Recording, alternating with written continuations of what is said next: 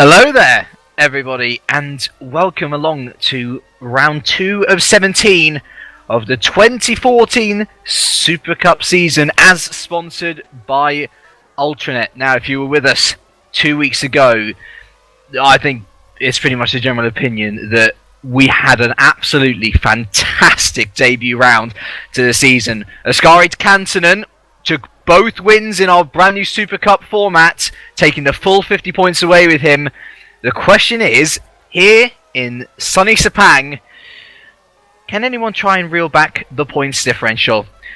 Taking you through the action today, once again, is myself, James Kirk, and alongside me, as always, is master photographer, driver with a wheel, and team owner who now has a race win to his name. It's Lewis McGlade. How are you, sir? Yeah, it appears I'm changing round by round as to what I do. Wonderful. Yes, absolutely. But yeah, no, we had an absolutely excellent opening round to the season, which was just crazy. You know, all the way up until the final lap of both races.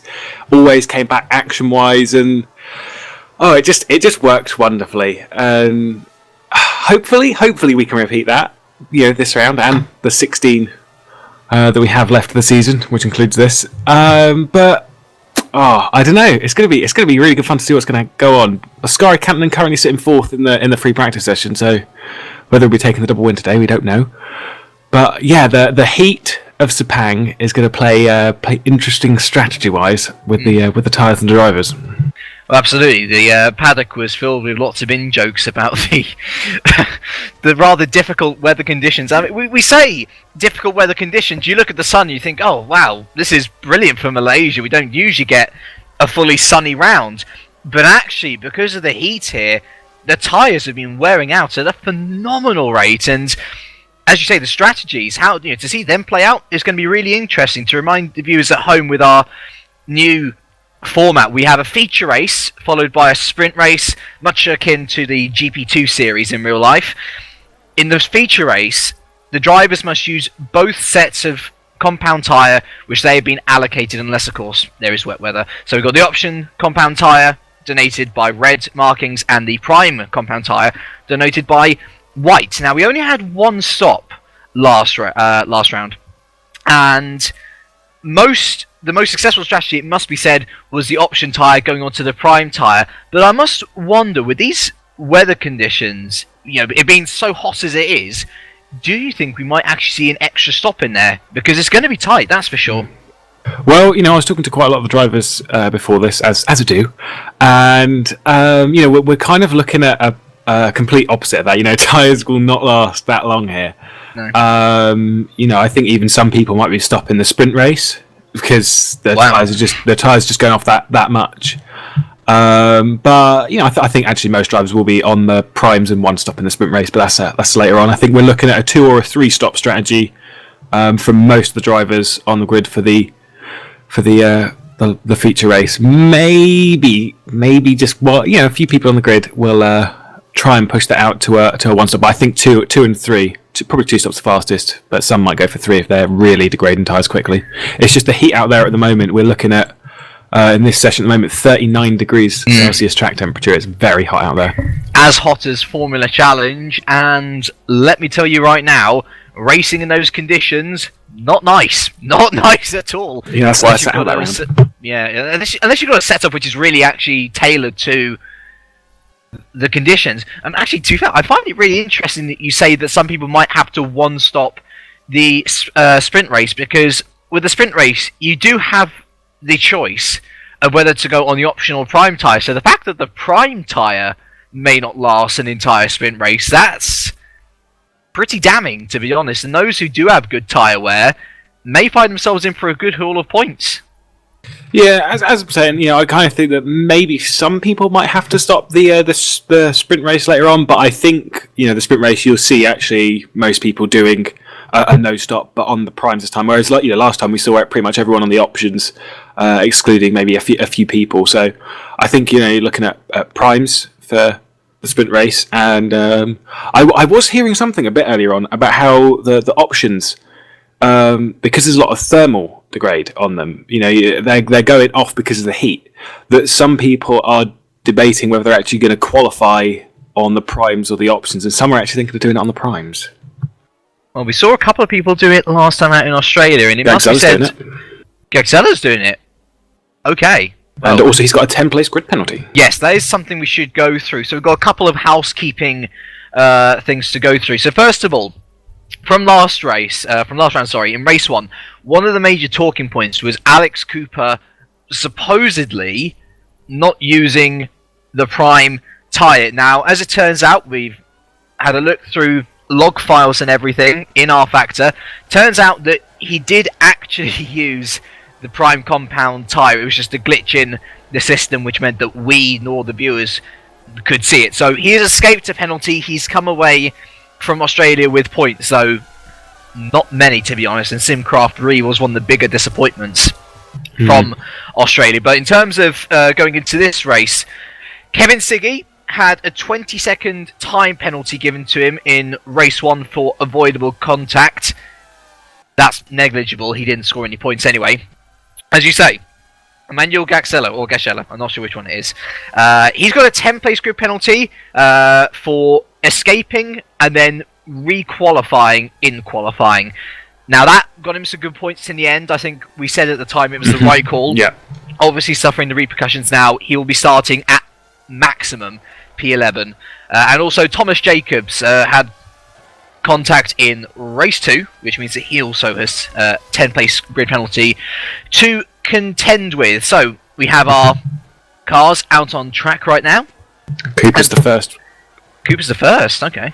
Yes. And quite gaggle of them as well. There was about 10 to 15 of the cars just flooding out, and I think that's going to be one of the problems here around Malaysia as well. It's not exactly the easiest track to overtake people on if they're a bit slow in qualifying, but nevertheless, Cooper's got a lot of free air, so let's go on board with him now on this Malaysia circuit. Heading down into turn 1, we'll see most of the overtaking, I imagine, happening into this corner.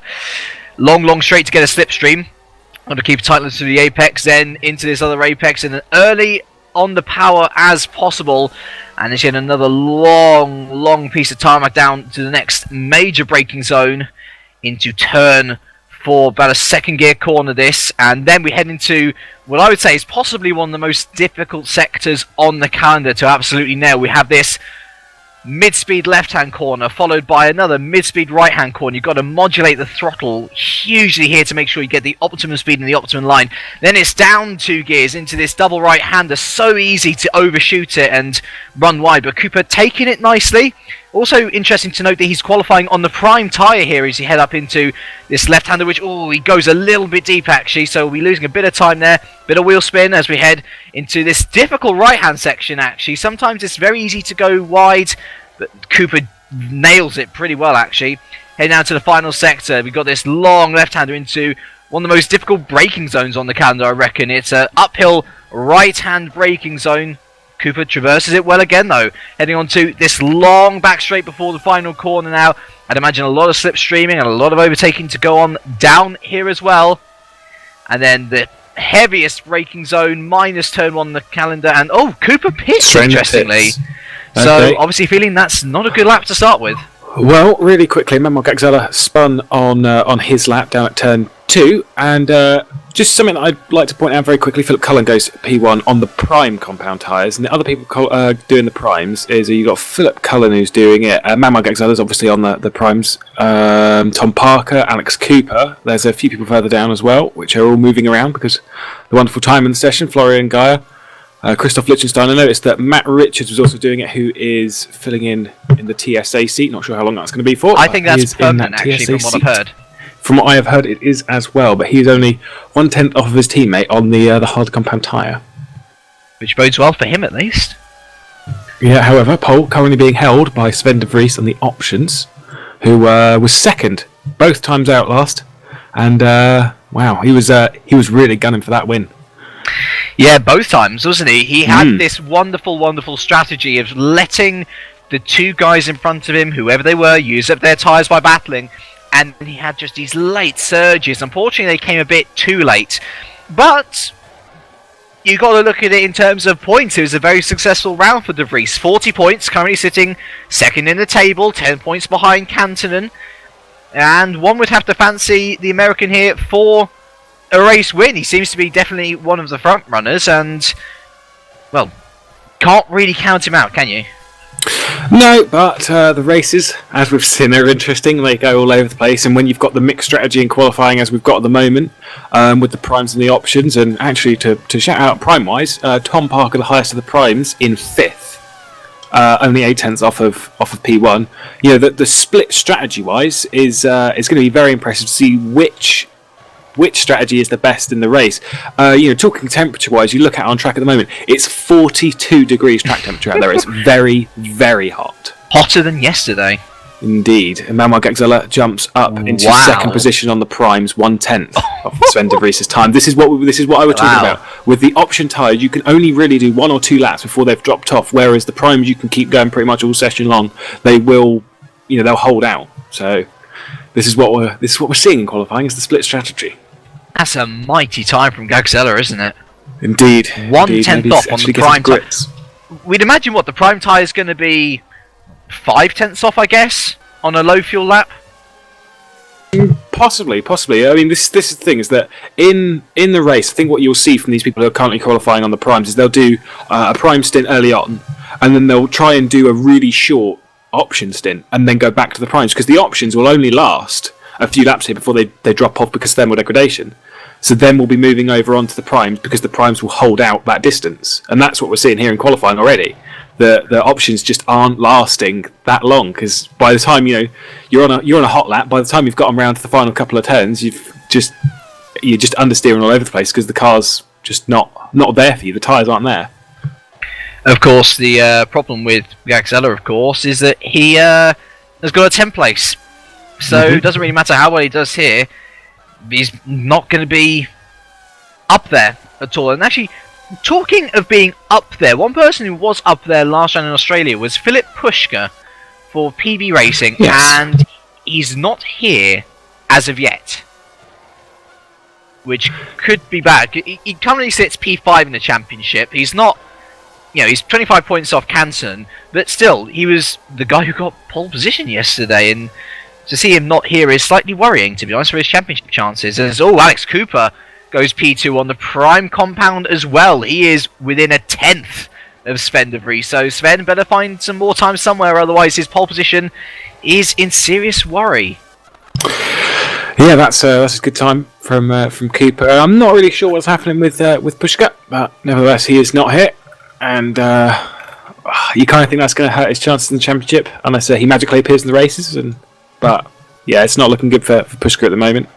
But it's looking like we've got a very good qualifying session in hand. 7 minutes to go. Your top 10 currently is De Vries, Cooper, Gagzella, Muscat, Sukas, Siggy, Clont, Parker, Niemanen, McNaughton, and of interest is that Cooper, Gagzella, and Parker all on the prime compound tyre.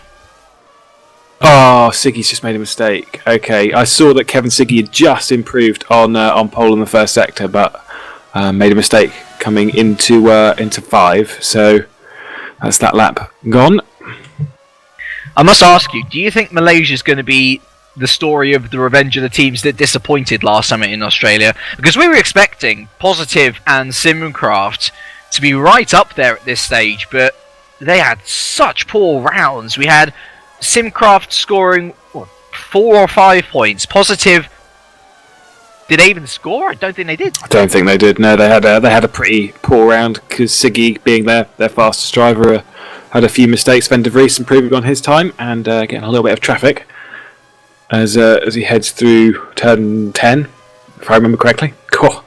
Wow, I didn't drive this track, so I don't remember the corner. Sven de Vries is improving those 2/10 up on his best as he crosses the sector 2 split, and around the penultimate corner he's got Menno Clont right in front of him. This could be advantageous as they go down the back straight.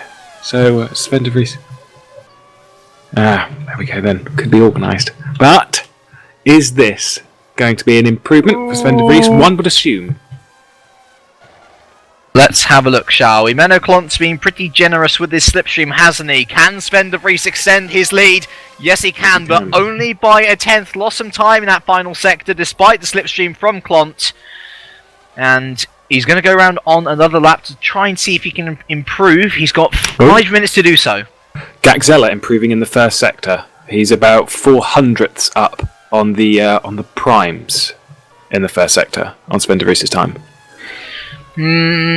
But I debate whether that's going to last throughout the entire lap, because it's the second sector where you really need those option tyres for the extra grip. It is indeed. But I think we should keep an eye on Gaxella. I think he'll probably drop maybe a couple of tenths in this sector. But we'll have to wait and see. He's not looked very nice out of that corner there. A bit slidey. And heading round to the second sector split now. Where is this going to improve? Is it going to be up? It's down by 0.4 of a second. Yeah, and just shows you how big the difference is, doesn't it? I think that 38 was a fantastic time from Gaxella. The 37.9 from Cooper, even better on the prime tyre. But you must wonder whether that is the limit of what they can achieve. And at this age in qualifying, you've got to say, is it really worth going on to the option tyre to try and get pole position? I'd say not. They're pretty much near the front. Gaxella might want to do it, considering that he's going to be falling back 10 places anyway. But yeah, it's all about whether there's much point in it, and I guess starting on the prime tyre, for these guys especially, would be the optimum one, as you could probably last a bit longer. Indeed, and anyway, as we've got 4 minutes left to the top 10 of the session at the moment, Sven de Vries is heading into the pit lane, Alex Cooper, who's heading just up towards the first sector split, and Manuel Gaxella just behind him, Jason Muscat, who got a podium last time out, but only one in the second race. Miko Sukas just crosses the line to finish a lap. I believe it was an out lap. Oskari Kantonen in the double apex right-hander. Kevin Siggy is in 7th. Menno Klont 8th, sitting in the pit lane. Tom Parker coming out of it in 9th, and Florian Geyer in 10th position. Lovely. So, Malaysia's a bit of an unknown with these Super Cup cars, really. We've only actually had one race here in Malaysia in the Super Cup, and that was last year where Sindre Grimseth won it in the wet conditions. So I was actually surprised by that. I thought we'd had a Super Cup race before 2013, but nope, that was our first one, and it was done in wet conditions. So it's kind of unknown to say how the race will turn out in these hot conditions. The only basis we really have is Formula Challenge, and from what we saw, there was a lot of spinning, a lot of mistakes in Formula Challenge yesterday, though potentially that could have been because of driver levels, maybe it's because of the tyres, as I see Cooper and Gaxella pit there, so potentially one more lap for these guys before they are done. Yeah, this is where the qualifying session becomes very, very harsh and very difficult, because the temperature this is where you'd want to get out very early in the session. The temperature's gone up 2 degrees since the start of the session. And, such a short session, really. Only being, I think it's 16 minutes long. We've got a short session. You need to get your laps in early, though. Really early. Otherwise, the temperature just goes up too much on a track like this. So, can Sven de Vries hold on to that pole position is the question. From what I've seen of everyone else, maybe Kevin Siggy can potentially compete with that, and actually he has just started a brand new hot lap, and he was the only one who was really up on Sven de Vries. So Sven de Vries he's got his hot lap to go, and actually if Sven de Vries' tyres are good enough, he will have one more lap after this as well, unless he botches this one, of course, but I think it's between those two. Yeah. So I'm hearing Muscat's gone quicker. Muscat, actually. He was fastest in the first sector, dropped a couple of tenths in the second, but you can see people drop a couple of tenths in the second and maybe pull it back in the third, obviously with the 3 very different sectors here. Can Muscat improve as he runs to the line, 37.7 to beat, and he does a... No improvement. 38.1, no improvement. Got to try a bit better, because the Maltese... He's got one more lap to do it, though, and this will be Muscat's last lap. He won't be able to reach the line before the end of the session. So we have 3 people in the top 10 on the prime tyre. Interestingly, Tom Parker has decided to go onto the option tyre to qualify, which is an interesting choice. We saw Parker qualify on the primes in Australia, and he was a bit unlucky, to be fair, not to reap any of the benefits because he was taken out at the start. But would you say it's a bit premature to think, well, I'm a bit low, so let's go onto the option tyre? Is actually always that who go into the top 10? I think it was Philip Cullen, actually, his teammate. Yeah, Philip Cullen, top 10 to 8th. Good job. Also on the option tyre. Yeah, I'd say probably a little bit too early to call that one, as in to move over to the options. Probably better off just sticking on your primes and just waiting out qualifying. Say he's got to the top 10 on the primes, and that strategy might work out in the race. Possibly is the better one to take. He might get another lap here as well. In fact, he will get another lap. He'll probably be one of our last guys to cross the line. And he improves as well to P5. Perhaps that choice was the right one in the end. He's been looking quick here. I must say, looking over in the free practice and stuff like that, he has been looking quick here. I still would probably say that maybe it might not work out, but he's the one on that car. He's the one with all the information and all the stuff that is in his head. He knows exactly what's going on, and it's his decision that he's moved over onto the opposite tyres. Clearly worked out from him qualifying. Whether it does in the race is something that we are yet to see. Cooper's in the garage. Gaxella's on a hot lap. Jason Muscat is done. Tom Parker obviously on a hot lap. Sukas on a hot lap. Canton on a hot lap. Let's have a look. See, so the next guy who will cross the line to improve potentially will be Gaxella. What's that second split at? He's 3/10 down. 3/10 down at the moment. I don't think he can do much about that, to be honest. He hasn't improved since the start of the session, when he said that super impressive 1:38.0. Oh, I just seen that Parker's got the fastest first sector, and across the second sector split, he's 6/10 down. He's just dropped loads of time in that second sector. Looks like Gaxella's going to complete his lap. See whether he can improve a tiny bit as Kevin Siggy pits. He's done for now. And it looked like Gaxella was on the last vestiges of his fuel there. So Gaxella will be definitely in the mid-teens, that's for sure. Parker, he lost a oodle of time in Canton that. Up to 6th. Oh, yes he is. Good job from Canton there. He improved on his last lap. Tom Parker a bit wobbly out of the final corner. And I don't think this is going to be an improvement. No, it isn't. So, we are done. Sven de Vries takes pole position and is evidently very happy about it, doing donuts on the back straight. Doing donuts, yeah, that's a very good point. Yeah, that's a good point by our cameraman Dave Carsmith. Thanks for being here again, Dave. Doing donuts while qualifying is still in session with people doing laps.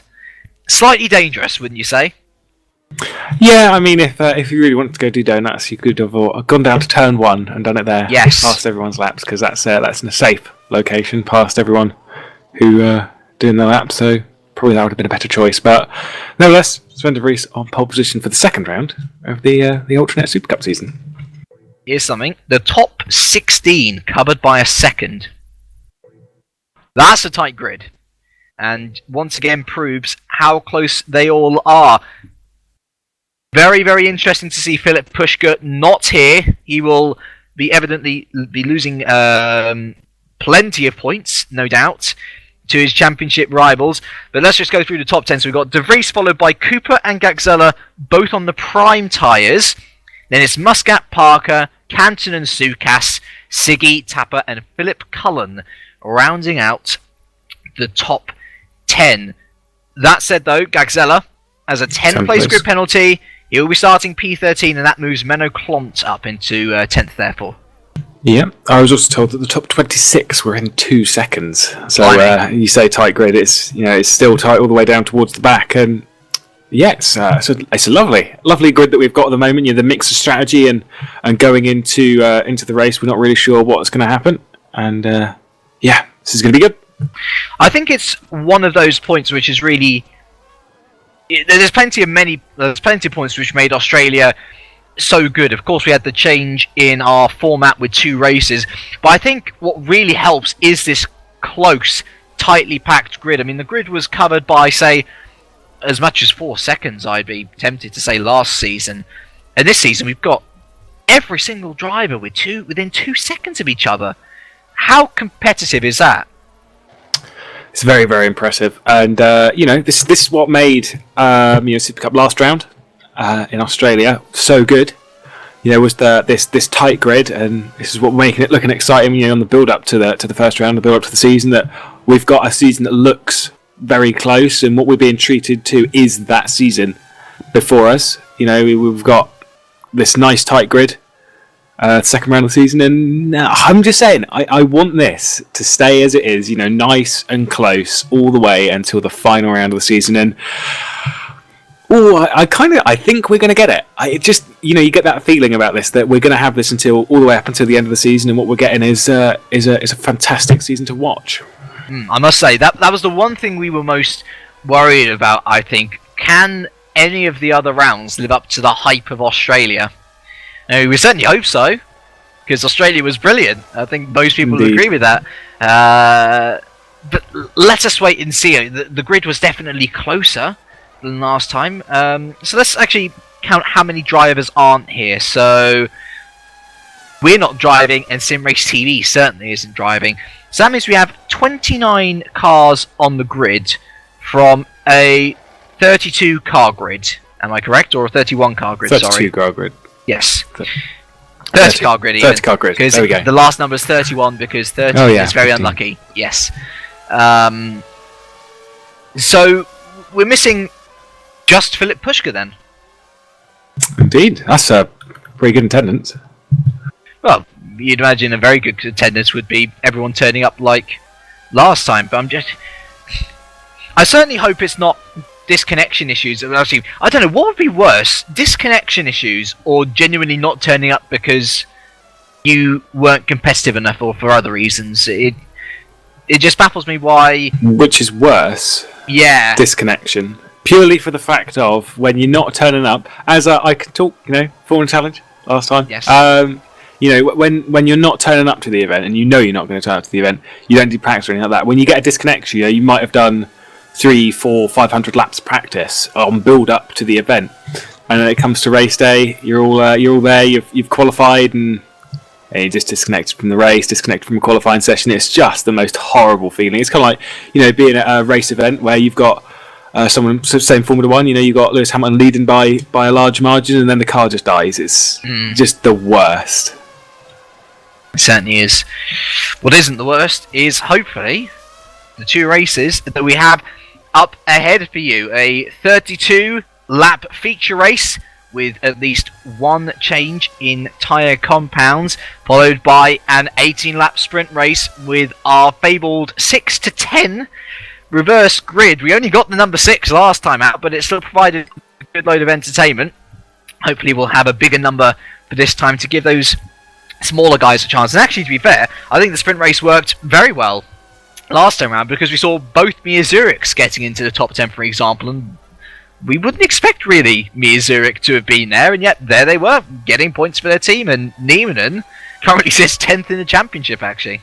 Yeah, I know, I was getting an earful of that all week, which is all good. But no, I think, as I said, last 2 weeks ago, that sprint race does get the Lewis McGlade seal of approval. I really enjoyed it. It was just excellent from start to finish. It kind of like this is the thing, is that sometimes the leaders, they will breathe, having a little bit of space so we could go and focus on the rest of the grid, and then towards the end of the race, bam, right back on it, right close, and it's just awesome. So, Lewis McGlade. Yes. Prediction for win. Oh, I'm going to say it's between Cooper and De Vries, and I'm going to say, Pushka's turned up. Right. Pushka's left.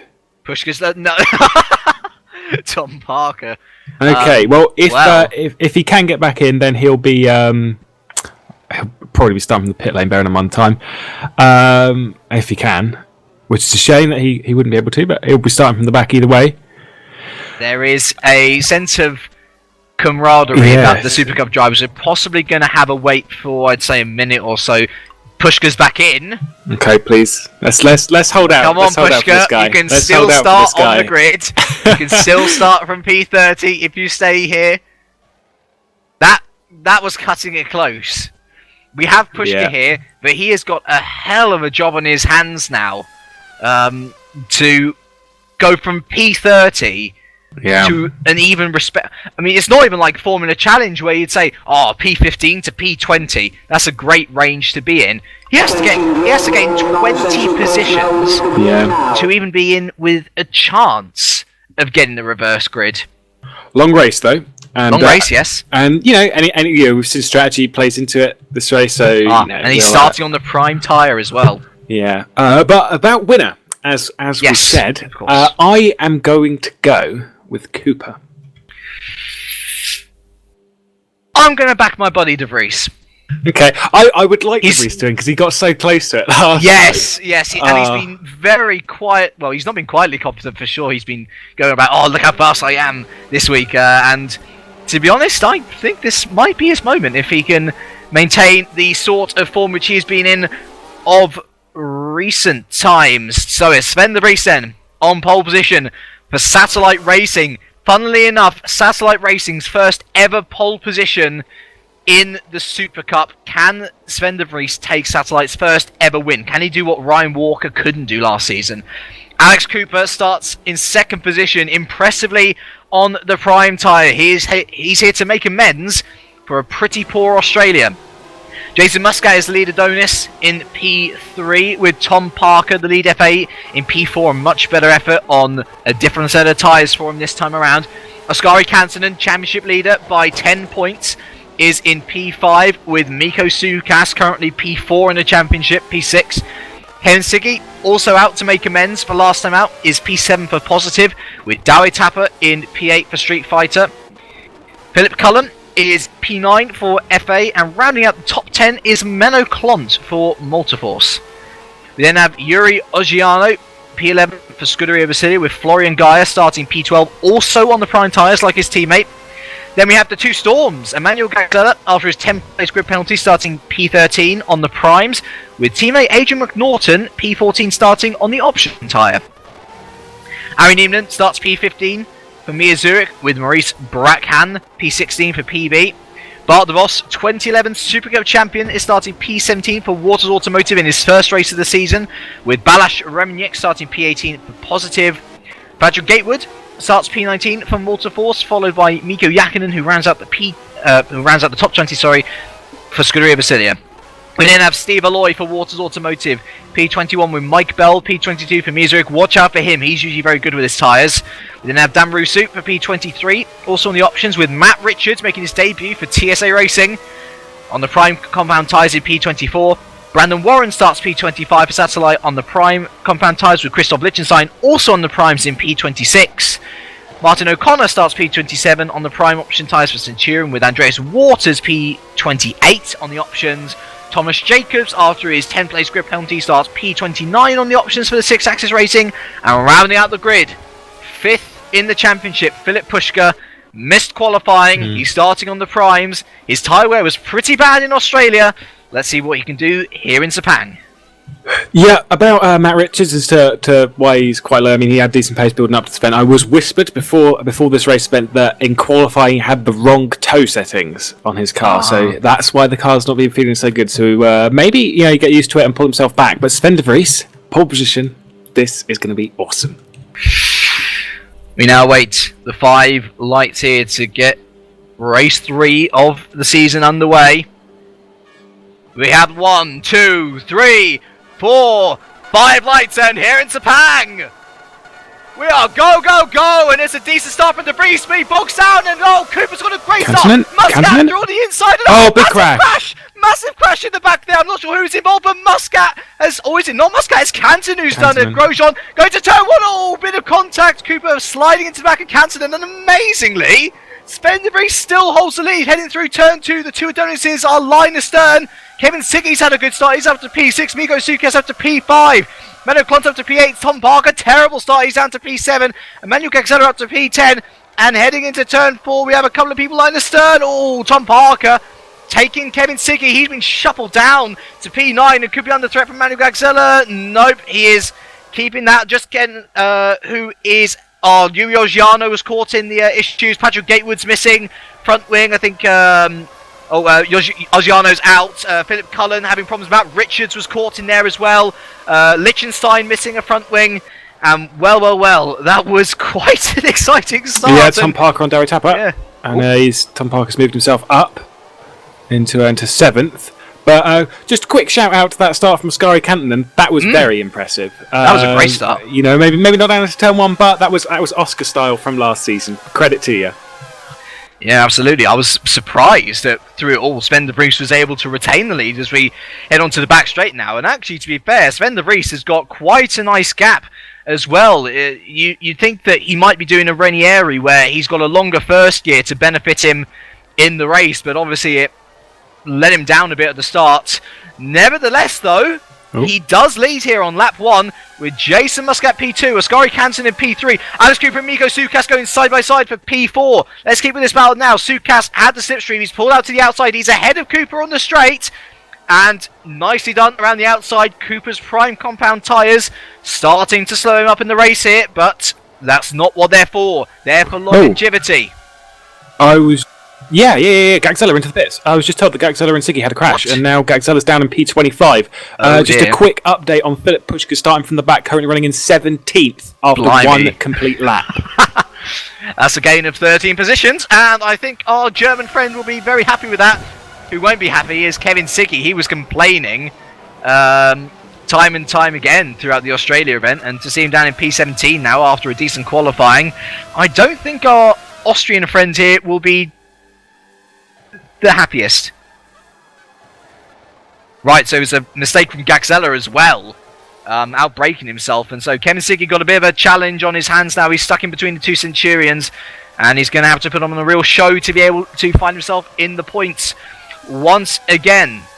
What this does mean, though, is that Maurice Bracan is up into P10, Adrian McNaughton up into P9, and your top 8 are in reverse order: Tapper, Parker, Clont, Cooper, Sukas, Canton, Muscat and De Vries, who now leads by 9/10 of a second. Yeah, Sukas, we saw him running in fourth quite a lot last year and maybe getting himself into a podium position. Can he put himself on the podium today?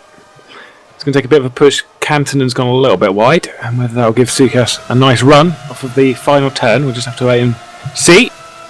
Well, this is where he did Cooper last time, wasn't it? Yeah. So let's see whether he can capitalise on the slipstream. He pulls to the inside, and he's going to have to late brake into turn 1. Canton's going to try and hold on around the outside. Sukas is slightly ahead, but Canton's going to have the inside of the corner. Sukas is still there, though. Sukas is still there, and now he's got the inside line. Can Sukas keep it? He is got his nose ahead, but it's barely. Canton is going to now look to the inside, and can he keep his position into turn 4? Yes, he can, but Sukas is going to try and go around the outside. Nothing doing, though. Well defended from Canton, and now Cooper and Menno Clont are on the back, and Cooper's actually going for the inside. Well done, Cooper. Wow. What a move. That was really opportunistic. And Sukas, I cannot tell you how much on the back foot he is going to be now. Menno Clont looking on the inside. Nothing doing. And these 4 are looking hungry. Yeah, you've got to watch out for that curb on the outside of 4. You will beach the car on it and spin out. So, Sukas playing it safe. Cooper really going up. Back of Canton. Oh, look at Sukas. He tried to stick it up there. Not the place you want to do it, my friend. And thankfully, all of them coming out relatively unscathed on you. Look at Muscat and De Vries running away with it now. And these lot, they're just getting Constantined up. And now Parker and Dowie Tapper are going to catch up onto the back of it. Indeed, it's one of these. It's all of this closing up, and as we've been told, the options possibly beginning to overheat for Sky Canton. And the top 3 are on options. Alex Cooper the highest on primes. Dowie Tapper is also on the prime compound in 8th position at the back of that train, however, nearly going to the back of Tom Parker. Dowie Tapper, the second running prime compound man, and back down to Philip Pushka, who's just gotten himself past Mike Bell, who's defending harshly as always.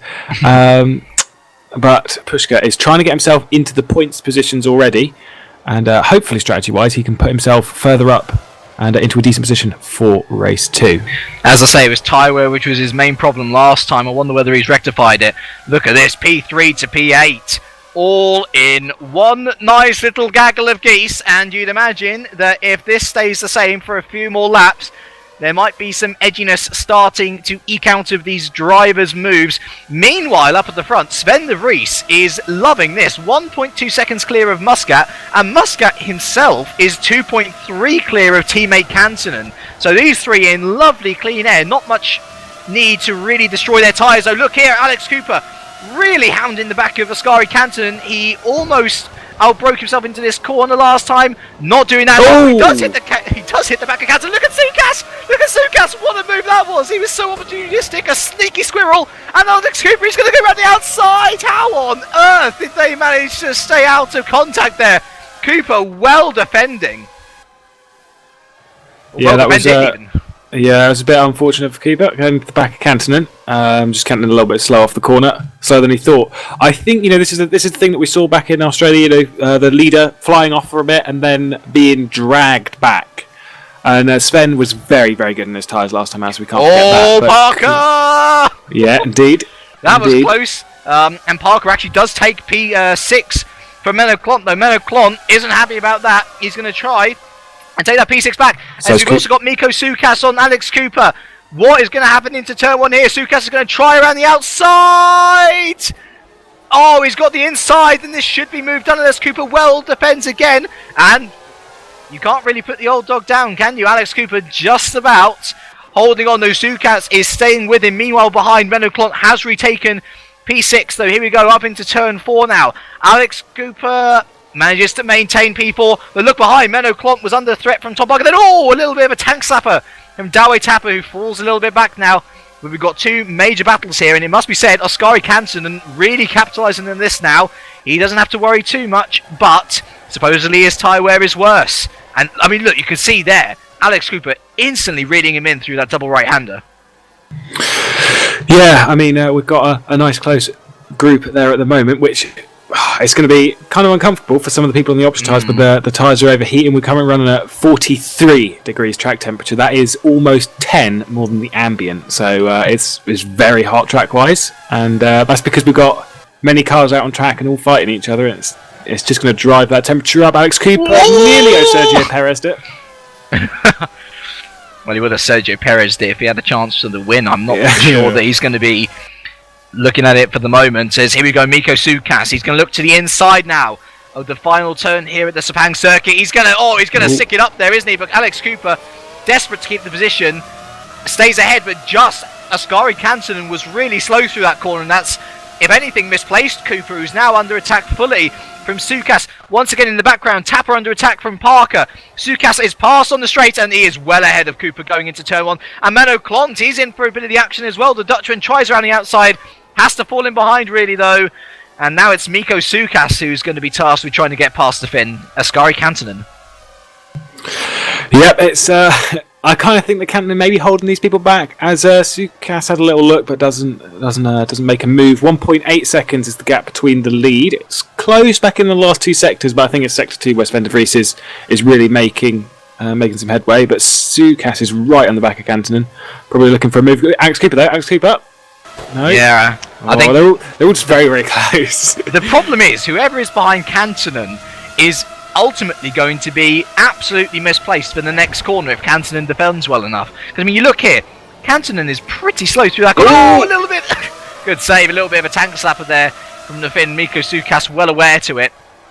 But the problem is, obviously, is if you don't get the move done successfully, then you're going to get instantly thrown into the fire of whoever's behind you, and that is Cooper and Menno Klont, Tom Parker, Dawe Tapper, who's not looking on the outside of Tom Parker, actually there into the penultimate corner. It's just an instant Constantina effect, and you've got to make that one decisive move. Can Miko Sukas make it into this final corner now? No, he pulls out again. Or is he? He's going to dive through. Kansanen goes wide, but he's going to have the better drive, I'd imagine, coming out of the corner. Let's have a look now. Sukas is in the podium position provisionally, but Kansanen, he's got good slipstream. He pulls out a little bit too early, I think. And the problem, can Sukas hold it into turn 1? Kansanen's going to try around the outside. It's brave, but he can't do it. And Miko Sukas, he's into the podium position, and I believe this might actually be, if he manages to stay there, his first Supercup podium full stop. Yeah, I can't remember if he got one last year. I think he might have done last year at one point. I will check for you. Yes. You keep commentating, I'll check. Yeah, that's right. Yeah. You leave the co-commentator to do the lead stuff. Yeah, sure, why not? I trust you. Okay, I wouldn't. But yes, 1.8 seconds the gap between the lead. As I say, it was that second sector last time that pulled that out. But I'm wondering when people are going to come in for tyres. That's going to be the important thing, is when is this tyre stop. Yesterday, for the Formula Challenge, we saw it. It was about a 2-second gap that Peter Burlack made in the first race, and then it was just pulled back right to the end of the race. So I think you might see that kind of stuff here. Yeah, Sven de Vries got it up to a 2-second gap, and it's not extending really at the moment. Yeah, down. Muscat 2/10 Muscat's gain in that second sector. So Muscat now with almost 1.5 seconds, and Miko Sukas also closed in as well. Miko Sukas had multiple podiums last year. It was the win that we were waiting for. So here goes Alex Cooper. He's going to look down the inside of Ascari Canton now into the penultimate corner. Oh, he's done it provisionally, but once again, Ascari Canton's going to look to have the better drive. And they are side by side, aren't they? It's whoever's got the better gearing and who's got the lower wings. I think Ascari Canton potentially has this, especially with the option tyres. Question is, can he do him around the outside of turn 1? Oh, he's done it just about. I think he's going to have this. Oh, contact between the two, actually. And that forced Alex Cooper wide. And Cantonen is ahead of Cooper still. Yeah, it was a bit dodgy. But still, nevertheless, Cooper is going to fight for that 4th position back. Cantonen dropping back quite a lot. Oh, he's going for it! Oh, a little nudge there as well.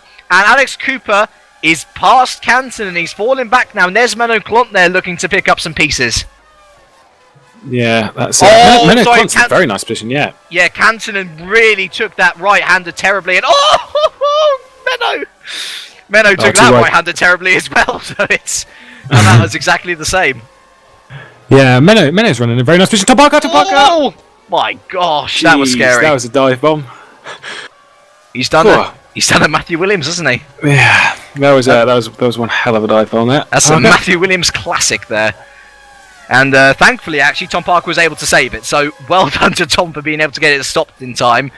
But he's still there in P8. And so actually, that's the point. Dowie Tapper did get past Tom Parker again into P7. And you were saying about the lead coming down. It's going back up again. It's going back up, and by a long way as well. 2.1 seconds now, the gap between De Vries and Muscat, though. As soon as they cross the final. There we go. 2 seconds. There we go. 2 seconds. About what it was a bit earlier on. So Sven De Vries pulling that back out again. Just something really quick that I was whispered about. It's Matt Richards down in P28. His wheel is not in centre anymore. It's gone off of it. Yes, that is problematic. It certainly is. Might want to get that checked, Matt. Something which I want to point out: Philip Pushka in the points. Yeah, he's trying to work himself up. He's 16 seconds off the lead currently, which to say, everyone else has done a lot of practice. Not that he hasn't, but everyone else has done a lot of practice and got into the zone, and he's doing it pretty much straight from the race. To say he is where he is. Cantonen, yes. Yep, he lost it. Let's have a look at what happened there. It was going into turn 4, I think. And yeah, he simply outbroke himself, and around she goes. And where that's left him is out of the top 10. That's our championship leader right there, ladies and gentlemen.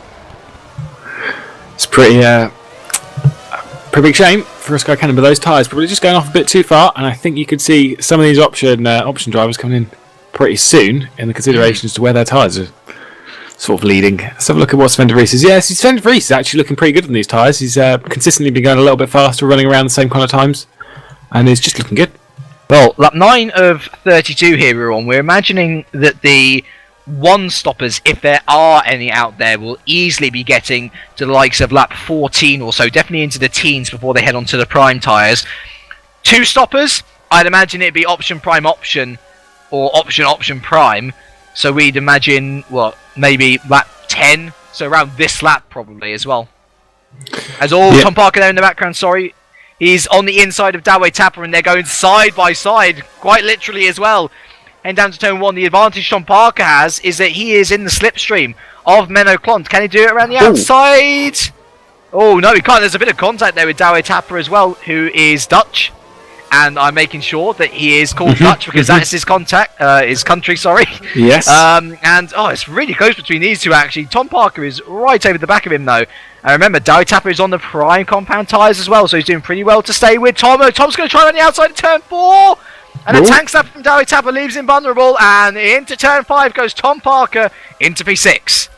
Yeah, however, Tapper's going to be on the inside for the next bit, but doesn't get past. Quick update, Maurice Bracan and Florian Guy were going wheel to wheel down the Stuffing Straight, and Florian Guy is the one that's leading that. And I was told that, who was it? It was O'Connor spun and hit Jacobs, whether he's okay. Remenick has been into the pits, and Kevin Siggy has rear suspension damage. And Christoph Lichtenstein, our 2010 Supercup champion, is out after an accident. Which is a shame because he scored points in race 2 as well. We were so happy for him that he actually scored 6 points. And to have a retirement after a point score like that, which for Christoph Lichtenstein, I am sad to say probably won't come around that often. It's quite sad, to be honest, really. Yeah, but that's the scenario we live in, and Yeah, it is quite a shame to see him out of the race, but someone's going to DNF. And Miko Sukas. We have our first pitter. In P3 comes the Finn for Street Fighter, and let's see which tyre he goes on to. It's lap 11 of 32. He's on to the option Tom Parker for 5th. Oh, yep, sorry. Tom Parker going around the outside of Dawe Tapper. This is the battle going on once again. Prime v option. And I think Tom Parker may potentially have it this time. I said no. Oh, no. Oh, wow. Tapper had so much better acceleration out of that corner. And he is still in P5. But Miko Sukas. Yeah, coming out just in front of this battle for 15th. Yep. Led by Mike Bell. And he's on the option tyres as well. So he's going option prime. So this is about the time where we were expecting those two stoppers to pit. And ultimately, we will see at the end of the race whether Sukas can maintain that podium. Yep, I think this means that most people on the grid are going to be going option prime as well. Maybe even some pushing for the one stop now that I'm looking at it. According to David, there are people who have pitted before Miko. Yeah, as I say, Remenick has pitted, and I think a couple of other people might have done, but I didn't catch many of them. Sukas is our main first pitter, out of the ones who are scoring big points. Yeah. From the top lot, yeah. So we'll just clarify that. There have been people who have pitted. We apologise that we don't see you, but there's a lot of action going on at the front, so we've got to keep an eye on what's going on there. So let's have a look here. So we're expecting potentially De Vries, Muscat, Clont in. De Vries goes round again. Muscat goes round again. Cooper goes round again. Obviously, he's on the prime tyres. Clont does. Clont goes round again. And Tom Parker and Dawe Tapper are still going line astern onto lap 12 of 32 here. And Tapper is going to be looking to go around the outside of Parker, who's actually ahead. I forgot, Tapper was ahead before this, so Parker's obviously found the way through. Tapper seems to have better acceleration, probably down to the better tyre degradation. But it seems that Parker seems to actually have the better of our friendly Dutchman now, our Formula Challenge winner from last year, winner of multiple races, not the championship, of course. And a bit of contact there as well. Bit messy, and Tom Parker's going to stay ahead going into the left-right complex. Here he is. But interestingly enough, I'm wondering when these front two are going to pit, and more importantly, look at Alex Cooper, how much he's caught up to Muscat. The gap was 2 seconds, over 2 seconds before, and oh dearie me, Muscat going well wide. Oh my word! He's trying to hold on to P2 for his dear life. Alex Cooper around the outside. Those tyres. That is grip, ladies and gentlemen, in effect, and I'd imagine Jason Muscat will be pitting very shortly. Yeah, I'd suspect this lap will be a pit stop for Jason Muscat, because those tyres have just gone out. Also, Steve Lloyd's been to the pits. And speaking of Formula Challenge and winners, the champion of Formula Challenge last year, currently down in 23rd position. Sven de Vries goes round again.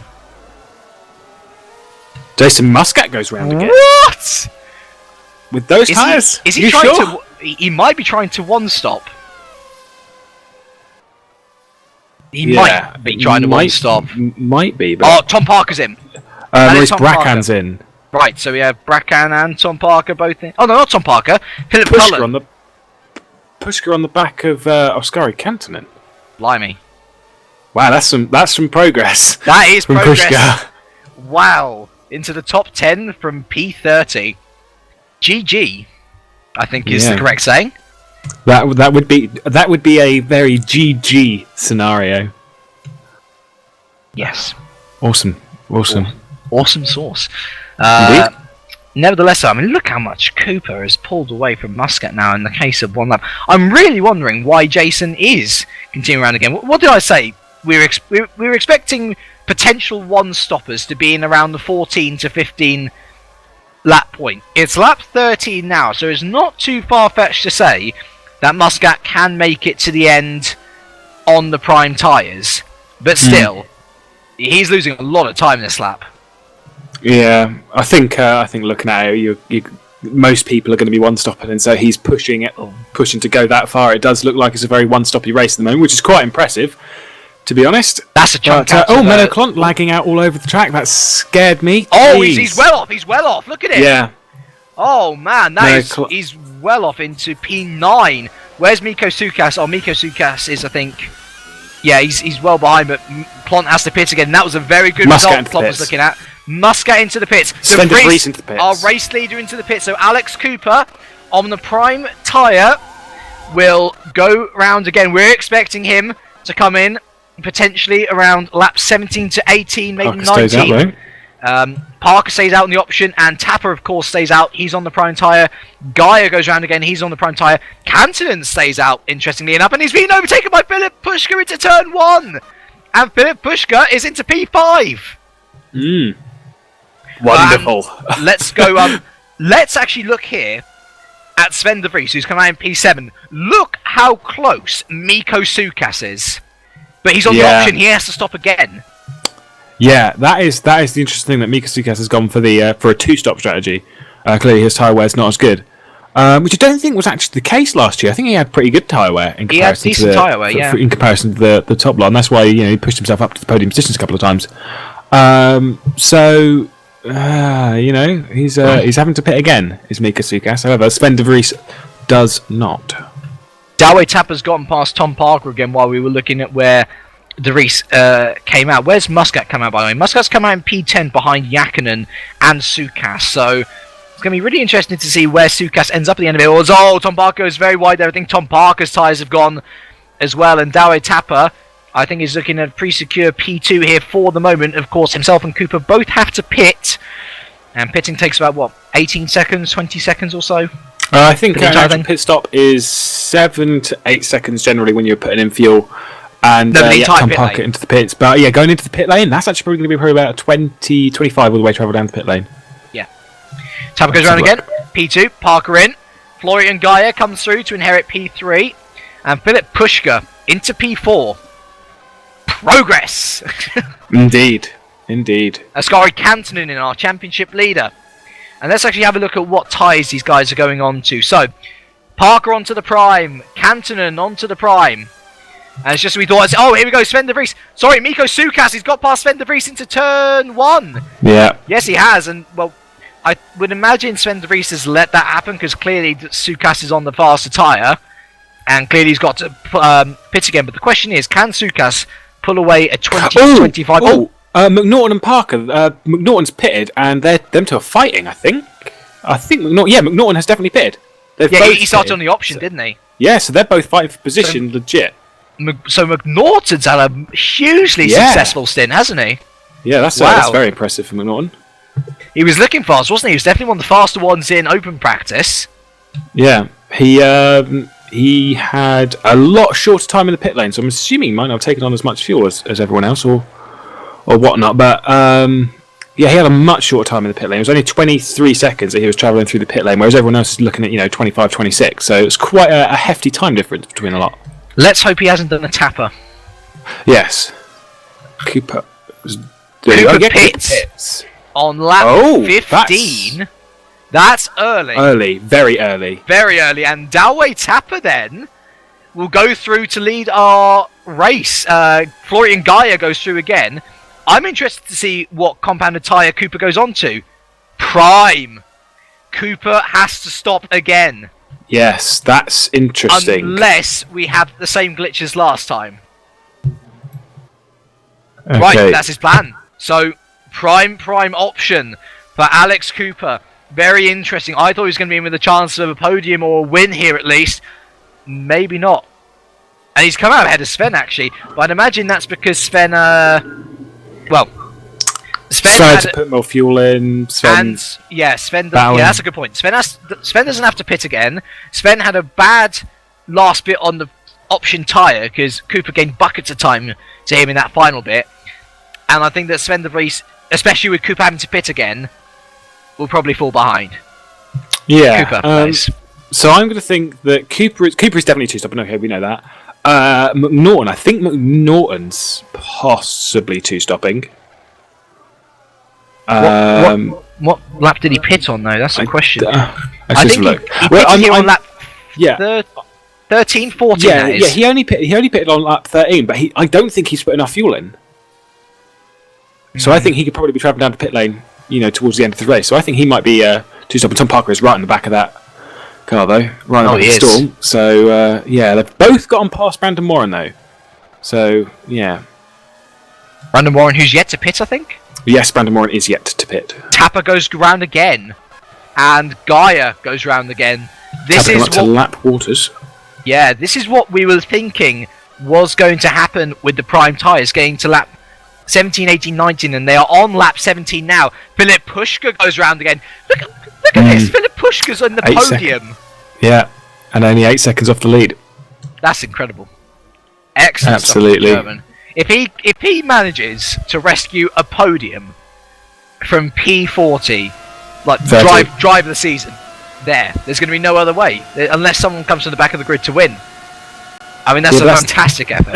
Yeah, but that's the magic thing that we've had with the Supercup so far. It's always been a bit crazy. And, moving on in this race, we're currently just past the halfway point of this race, and it's, we're continuing that trend.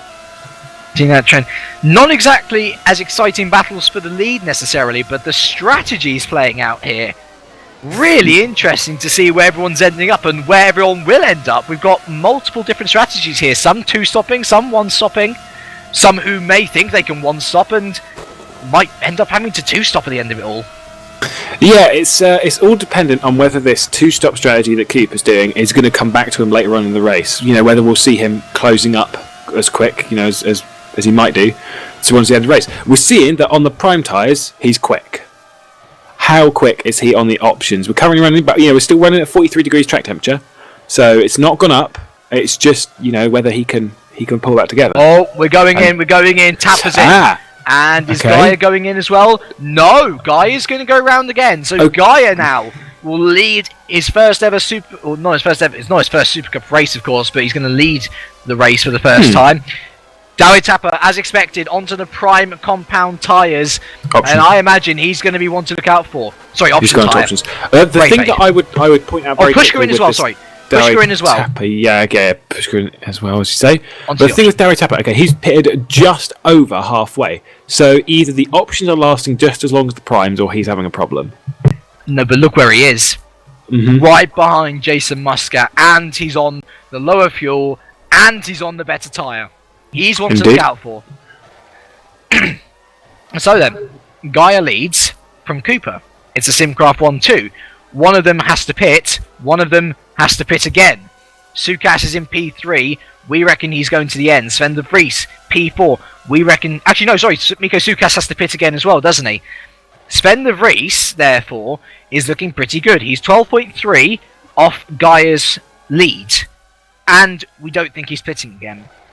So, from what we're seeing at the moment, he's there, and he's still leading the race provisionally. The guy who's made up the most out of this entire phase is Dawi Tapper, who is not pitting again, we don't think. And just behind Jason Muscat, he is net P3. Yeah. The thing, though, with Dawi Tapper is I think his tyres are going to go... Oh, Andreas Waters has been off in the gravel, if you look at Alex Cooper. But, I think... The problem that Dawi is going to have is that his tyres are going to go off later on, flooring Gaia into the pit lane, which means Alex Cooper will be running the final turn to lead. So we imagine Gaia is one stopping his lap 19 of 32, so he should be pitting onto the options, I would imagine. Yep, option tyres go on, so we'll see where Gaia filters out into all of this.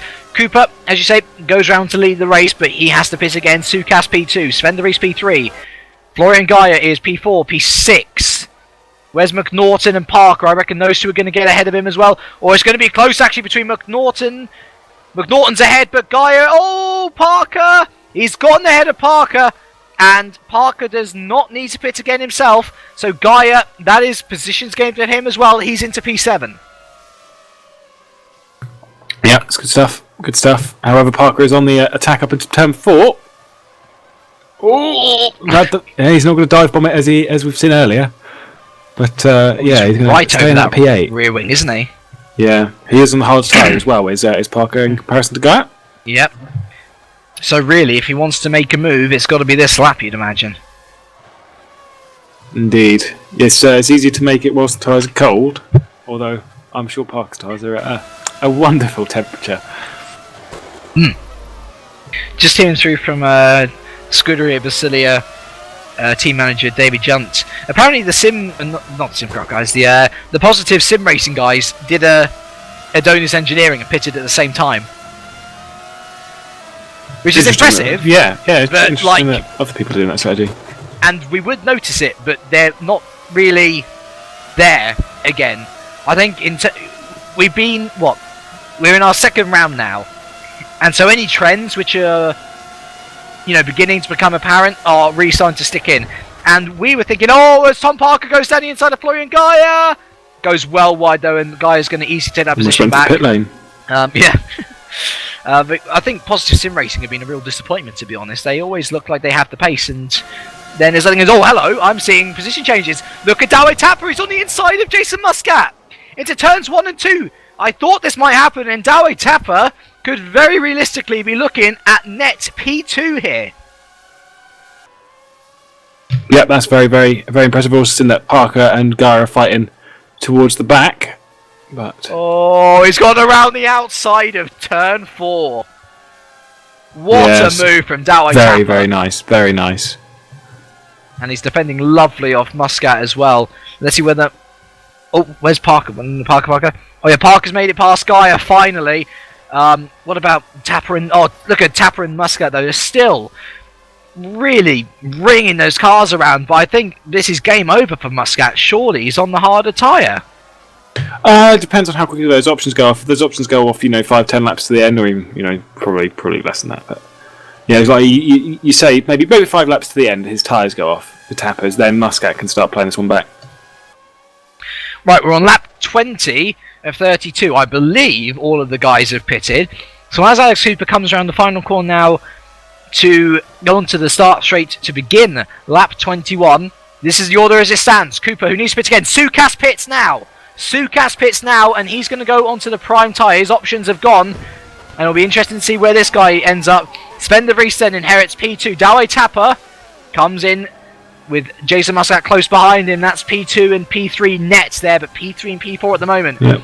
Adrian McNaughton comes into P5. Tom Parker P6. Gaia P7. Sukas in the pits now. Philip Pushka, who has pitted, started from the back of the grid. He's in P9, and he's P8 now. He's gotten past Sukas. Cantonen past Sukas into P9.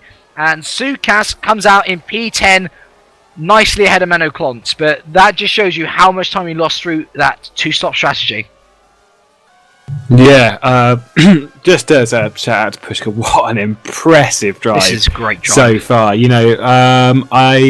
don't know if he has to pit again. I don't think he has to pit again. Nope, he started on the primes. Yep, started on the primes, pitted on the options, nice and late, and has got himself in 8th position, and it's just utterly fantastic, especially for when you got the second race coming up this evening from 30th position. He's Philip right Pushka, in the midst to get pole. Yeah, proving that he deserves to be taken seriously in this championship effort. He's shown that his tyres can last for sure, and I guess what's really benefited him is that he's had no real competition at the front to wear away his tyres like last time. He's been able to just focus on getting the job done, driving around the circuit as fast as he can. And that has seriously benefited him. He's getting 8 points out of this potentially. Let's see, where's Alex Cooper in comparison? So Pushka's 22.4 seconds behind Alex Cooper, so it's going to be close. I mean, he could gain another position yet, just through Cooper pitting. Yeah. Well, it's going to be just really, really impressive. Sven de Vries, though, is in absolute prime position to be taking the win at the moment, unless something goes wrong. I think we might have our first sort of runaway winner.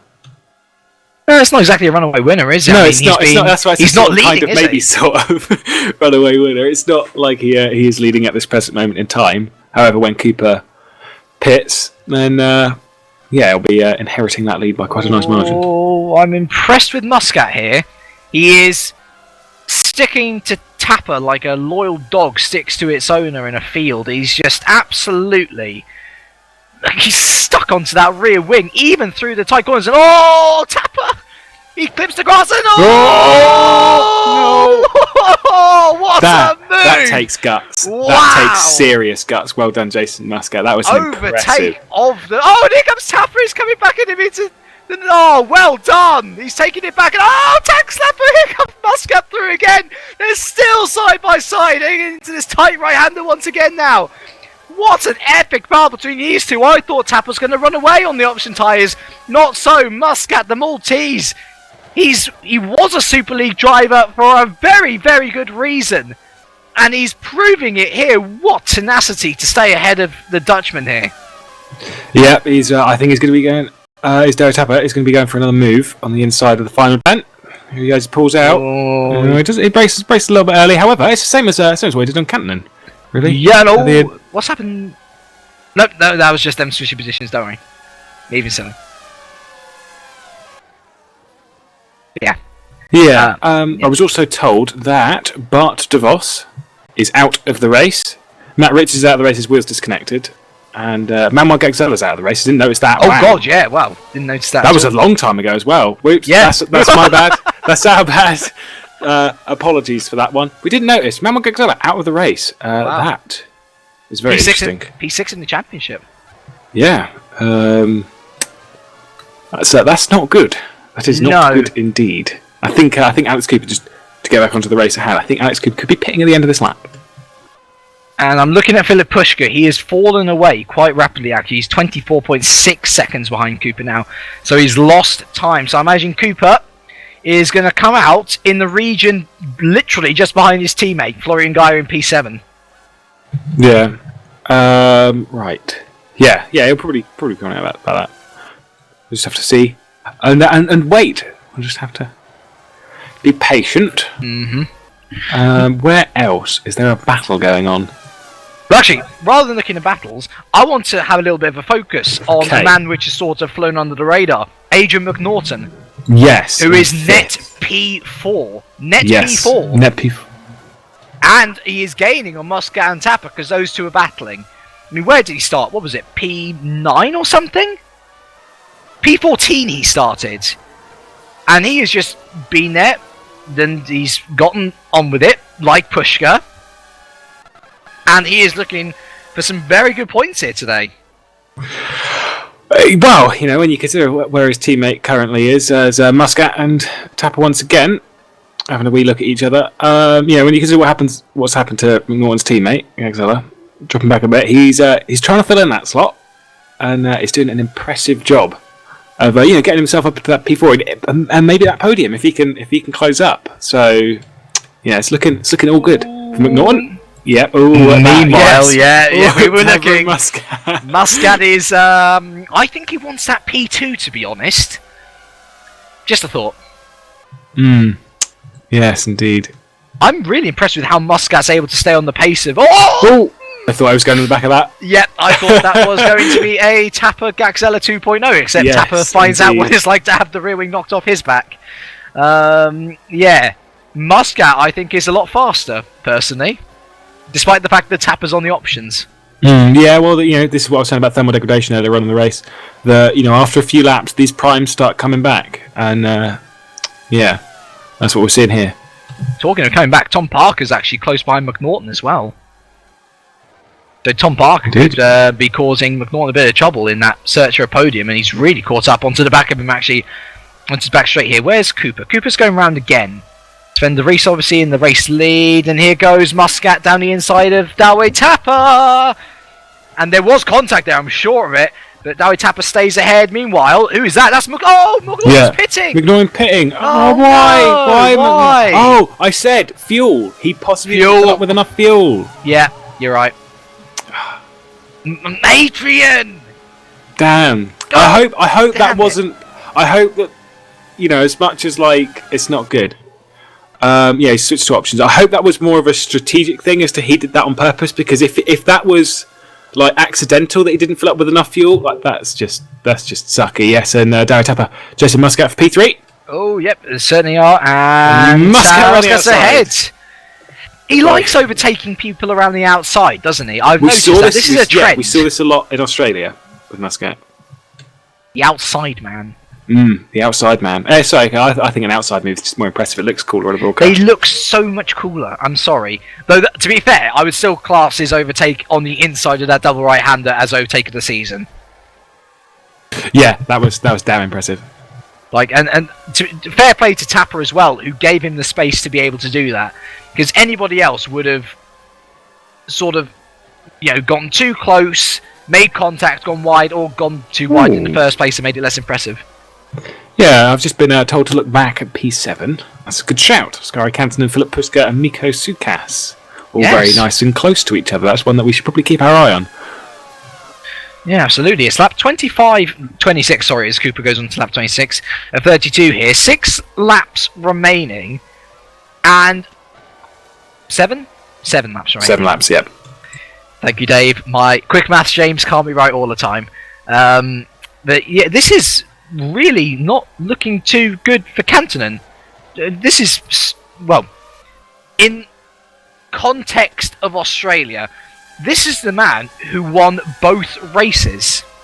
Yeah. Stuck in P7, and by the looks of it, he's not going to end the race there. Indeed. He tried it, didn't he? But he's going to stick behind. Yeah, he did try it indeed. Yeah, you say Skari Cantonen, winner of 2 races last time, in a position where he might be able to get himself a reverse grid and put himself in a decent position. But what this is interesting for the championship. Is what we're getting from this. Well, De Vries is going to take the championship Norton lead. out of the pit lane in 15th position. And he's still in there, isn't he? Yeah. So, how many more points he will get, I think, is... Oh, that's what it... Right. Oh. Okay, yeah. I thought he pitted a little while ago. Norton drive-through. That's why he's back that far. I was just told he's got a drive-through. Or he had a drive-through. Right. Why? Speeding in the pit lane. Yeah. Speeding in the pit lane. Must be. Oh, what a shame for McDonald. Yeah, it's looking all so good. Just falling apart. We should just ignore it. He's been under the radar right until the end of the race and go, hey, look, he's doing well. Right at the end, Oh, not anymore. Oh. And what's even worse for him is he's got a very angry Austrian behind him now. Indeed. He's got Siggy behind him who's had many Kevin the invitations to the back of Gaxella's car. What if he thinks this is Gaxella? He won't think it's Gaxella. Have you ever pulled up to the back of Team Echo? I wonder if it's that guy. Also, just a quick shout out, Philip Puska and Mikko Sukas. Sukas trying to go around the outside of turn 1 for P8, P9. Yeah, look Philip Puska keeping that P8. Cantonen is a very lucky bunny, I think. Indeed. Sukas has the pace to keep up with Pushka, and that was a dramatic pull out to the left by Sukas. Didn't really do much good though. He's still behind the German, going into this left or right section of Sector 2 now. I'm keeping an eye on Cooper though. Yeah, he's still going around. Tapper's dropped back a lot. Let's see. Oh yeah, okay, I see it. He lost it. So the left-right section, he went wide on the right section, caught the sand, tried to get back on track, and round he went. And that's a real shame. Oh, and he lost his front wing as well. Yeah, he has lost his front wing, which is a shame. Talk about races going to pot. This is unbelievable. Yeah. He was in a podium position. Indeed. And that means Parker's now there. Parker on podium, wonderful. Parker has been showing some very, very decent pace for Malaysia. It's a shame for Tapper though. That's happened. However, he's probably going to move himself now outside of the points. Which is a shame, really. Indeed it is. Right, look, Dave R. Smith, the man who knows, reckons that Cooper may be pitting end of the lap. Yeah, but to say, he's only going to spend 4 laps on the option. So, as much as on these tyres he's looking like he is faster than Sven, when he's actually been pulling that gap out, it's currently at 7.5 seconds or 7.3 as they've crossed the first sector split. Cooper's looking like he's been faster on the tyres. He's only going to spend 4 laps on the options, which, if you can get a decent pace differential on the options as opposed to the primes, then he might be able to pull that back to a decent position, but he's only going to spend 4 laps on them. Which does also confirm that he is definitely going to be on the primes for the next race. What I'd want to know is how long they're going to last. Is he going to be pushing those tyres just a little bit too far towards the end of the second race? No, I'm not too sure. We'll see. And Tapper is still in the points. Ah, he's got 2 points still, so there's still something to rescue for Oh, I our see, friendly Dutchman. Industry. Oh, I was just in back down in P15. Mike Bell getting a little bit of a tap from Kevin Siggy. Oh dear. And them two having a battle for the it- final point position, as is Adrian McNaughton behind. I did say he was angry. Yes, he is. He's always angry. And Dave Carl-Smith was wrong. Thank you, Dave. Oh. You might be doing it. You might be doing it until the last lap and then pitting. Yeah. I think who was it who did that last year in Australia in Formula One? I think it was Sutil. He pushed out right until the last few laps. Didn't really work out for him. So actually, no, he didn't pit on the last lap, did he? No, it was a right few to laps. the end. Yeah, it was. And poor old Paul was told to stay behind him. Oh. Also on the outside of Mike Bell for 15. Is this a potential nice move? Oh, bit of contact. That was a nice move, though. Bit of a Kamui kiss from our angry Austrian. Yeah. Oh, yeah. Mike taking too much Mike curb there. Taking too much curb there. Scared off the road. Yeah. I've been telling him to change the line all week. It's okay. P6, Mikko Sukas is through, actually, on Askari Kantonen. Fin on fin action. Not that kind, you dirty minds. And Sukas has taken the position rather... No, shush. It's a joke. I can make jokes. I'm a commentator. Wonderful. But Kantonen is not happy with that, and he's going to take P6 right back, though. Mikko Sukas, he's going to try and go around the outside! Oh, my words. Kantonen, I think by virtue of having the inside line, was able to keep that, but Mikko Sukas is definitely looking faster at this stage in the race. And I imagine he will be getting past Kantonen sooner or later, but he's got 3 and a bit more laps to do it in. Keep an eye on Pushka in the background there as well, who is not too far behind. Yep, I'm keeping my eye on Alex Cooper, who's going round again. Yeah, I think it's going to be a last lap thing, isn't it? It is definitely going to be a last lap thing. Yeah, he's working out really well. I think maybe not Parker. I think Gaia. He will be ahead of Gaia, won't he? Actually, thinking about it. I've been looking at the pit lane travel times. It's been about 25 seconds, so he's going to come out around Gaia, possibly behind him. He's only got to get one. He's only got to do a little bit of fuel. Yes, that is a very good point. So we will be in front of Gaia. So P4 net for Cooper, which isn't too bad at all, I would say. Actually, no, it's not bad.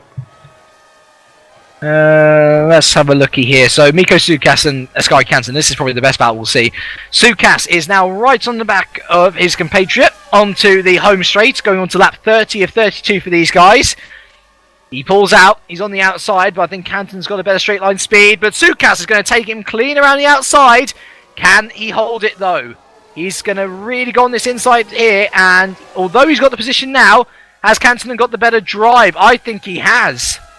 And he's in the slipstream now, heading up into turn 4. Sukas goes ultra defensive, and Kantonen's going to have to take him around the outside to take back P6. Oh! Yeah. Sukas mounting the curb, and Kantonen is back through. Yeah, I'm going to be honest, it does look like these, the two Adonis of Kantonen and Muscat. It looks like they've been playing with each other in practice just to get each other to know where the good overtakes are. We saw this in Australia, that they all seem to, both of them, they seem to know where the good overtaking opportunities were. And it worked out in their favour, and it's looking like it here. It looks like they practice a lot with each other, and that's what you need to see between teammates, is them practicing together and against each other. Cooper pits finally into the pits on lap 30 of 32 here, going on to lap 31. So it will be two laps on the options, essentially a quali run. So Sven de Vries, after a long time in second, finally re-inherits his lead, and he has a lead from Jason Muscat at the moment of about, 8 seconds or so? So not exactly run away, per se, but a sizable gap at that. A decent gap, yeah. There we go, 9.4, there we go. And Alex Cooper is going to come out just in front of Florian. Yep. So P4 net. P4. Here goes Sukas and Kantonen again. Yes.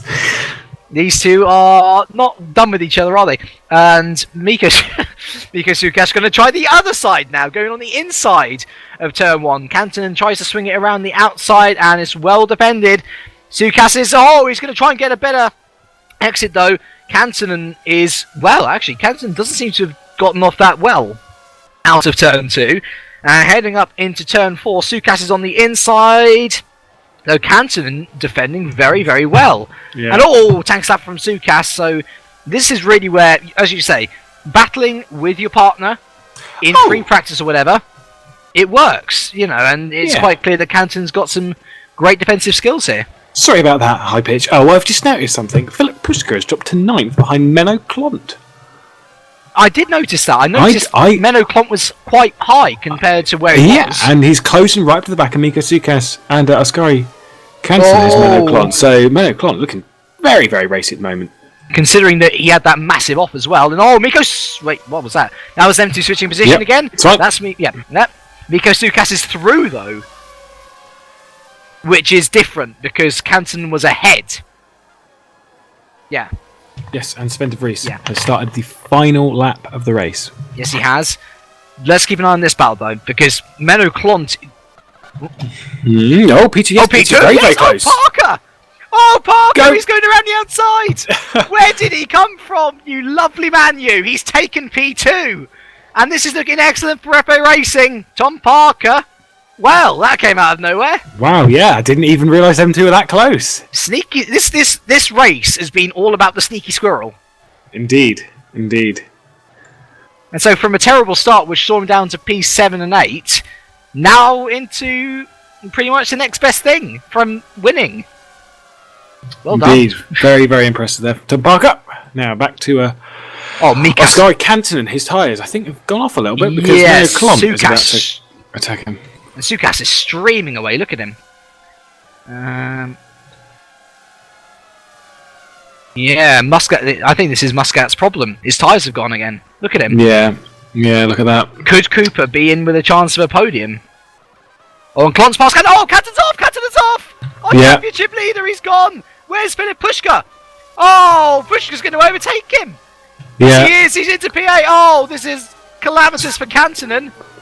And Cooper, he's through on Muscat as well! It's all happening in the last stages of the race once again! Sven de Vries coming around the final corner though, he's been the one to keep his cool in the heats of Malaysia, and he takes Satellite's first win after their first pole position, his first win in Super Cup, and Tom Parker will come home a very credible second. Cooper has taken P3 from Jason Muscat at the very end.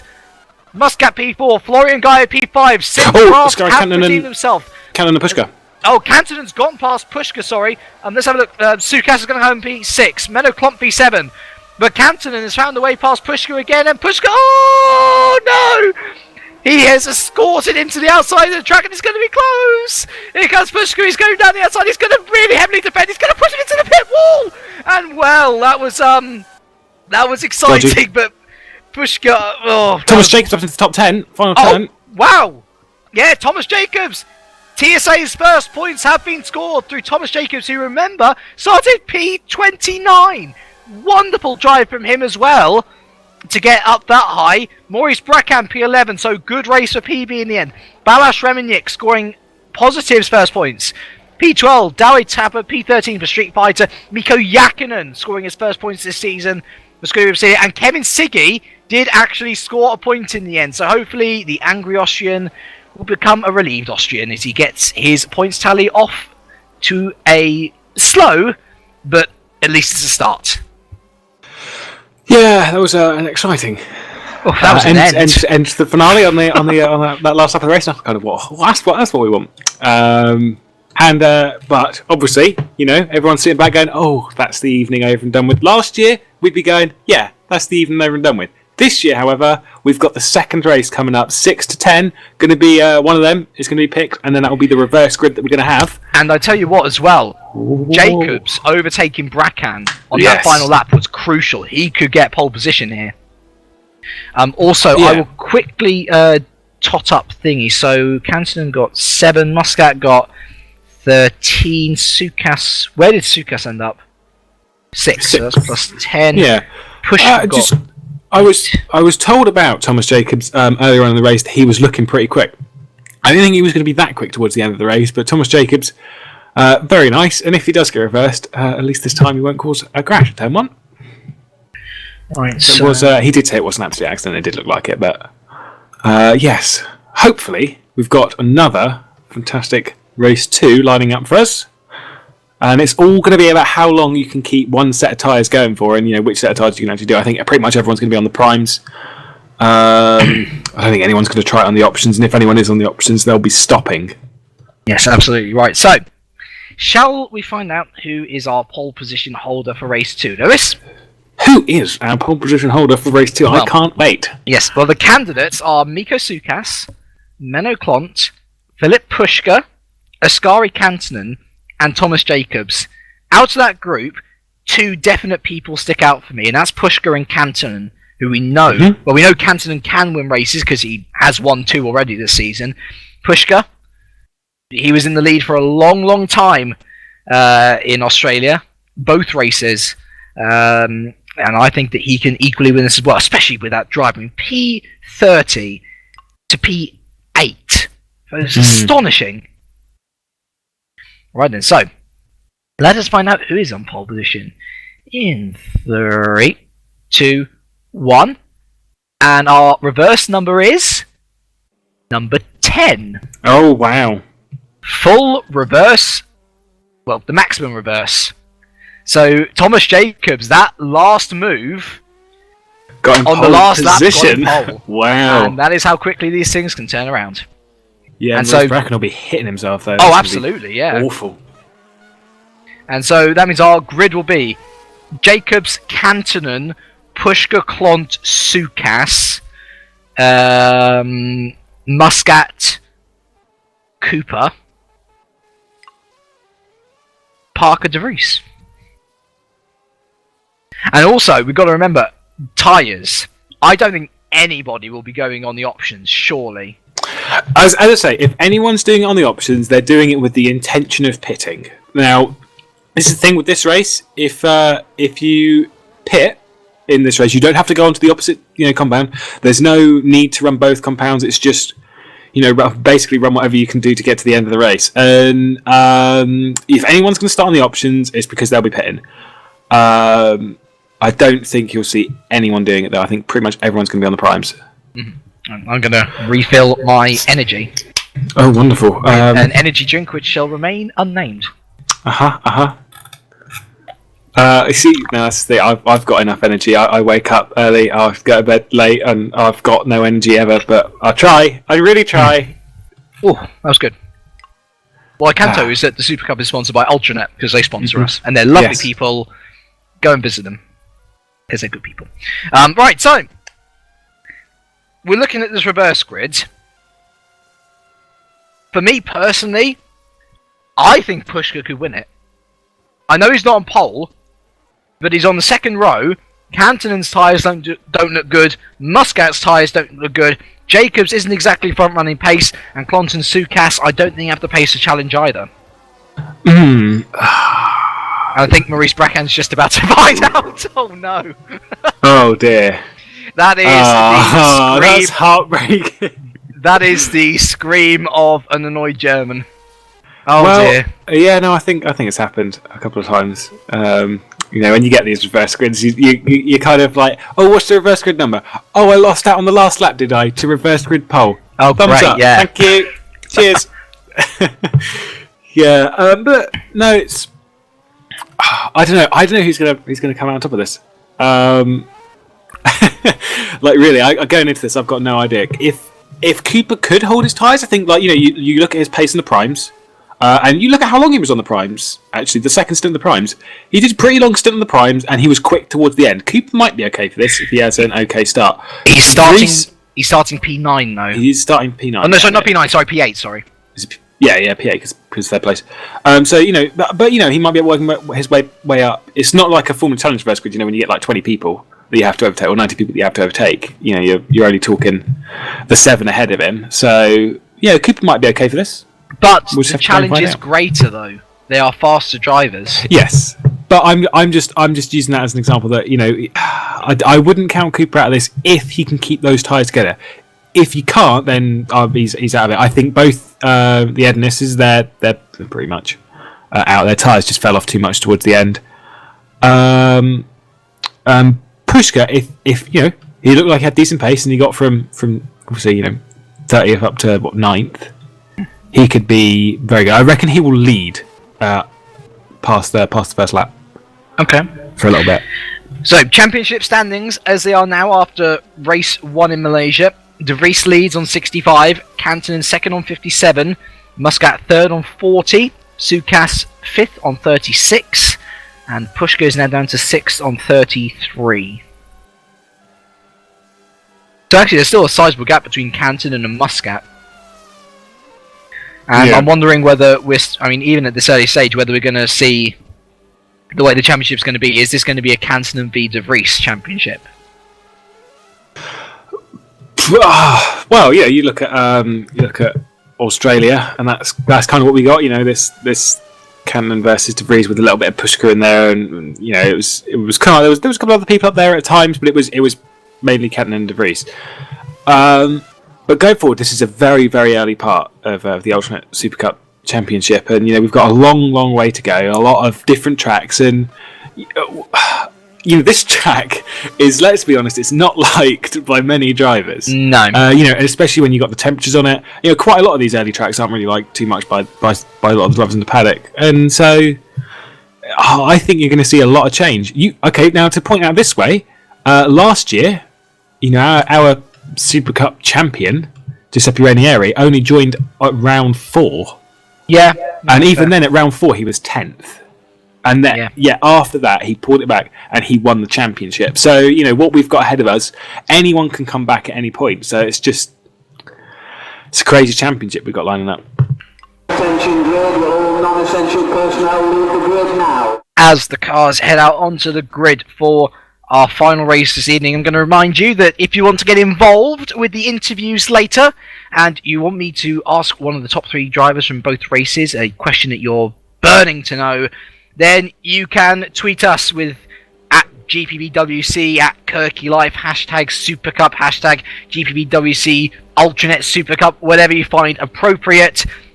Make it a question, any question, and I will probably ask it, because it's nice to have some variance apart from my silly questions, which are really just stating the obvious. So, TSA on pole position after scoring their first points of the season is Thomas Jacobs, that leads the grid round this time with Askari Kantonen, recently demoted championship leader, in P2. Philip Pushka, possibly one of the drives of the season already, and potentially until the end of the season. Ooh. P30 to P8. He starts P3 here. What can he do in this much, much better position? Menno Klomp will start P4 with Miko Sukas P5. Florian Geyer P6 for Simcraft with Jason Muscat P7 for Adonis. Alex Cooper will start P8 for Simcraft with Tom Parker P9 for FA. And Sven de Vries, our new championship leader, starts from P10.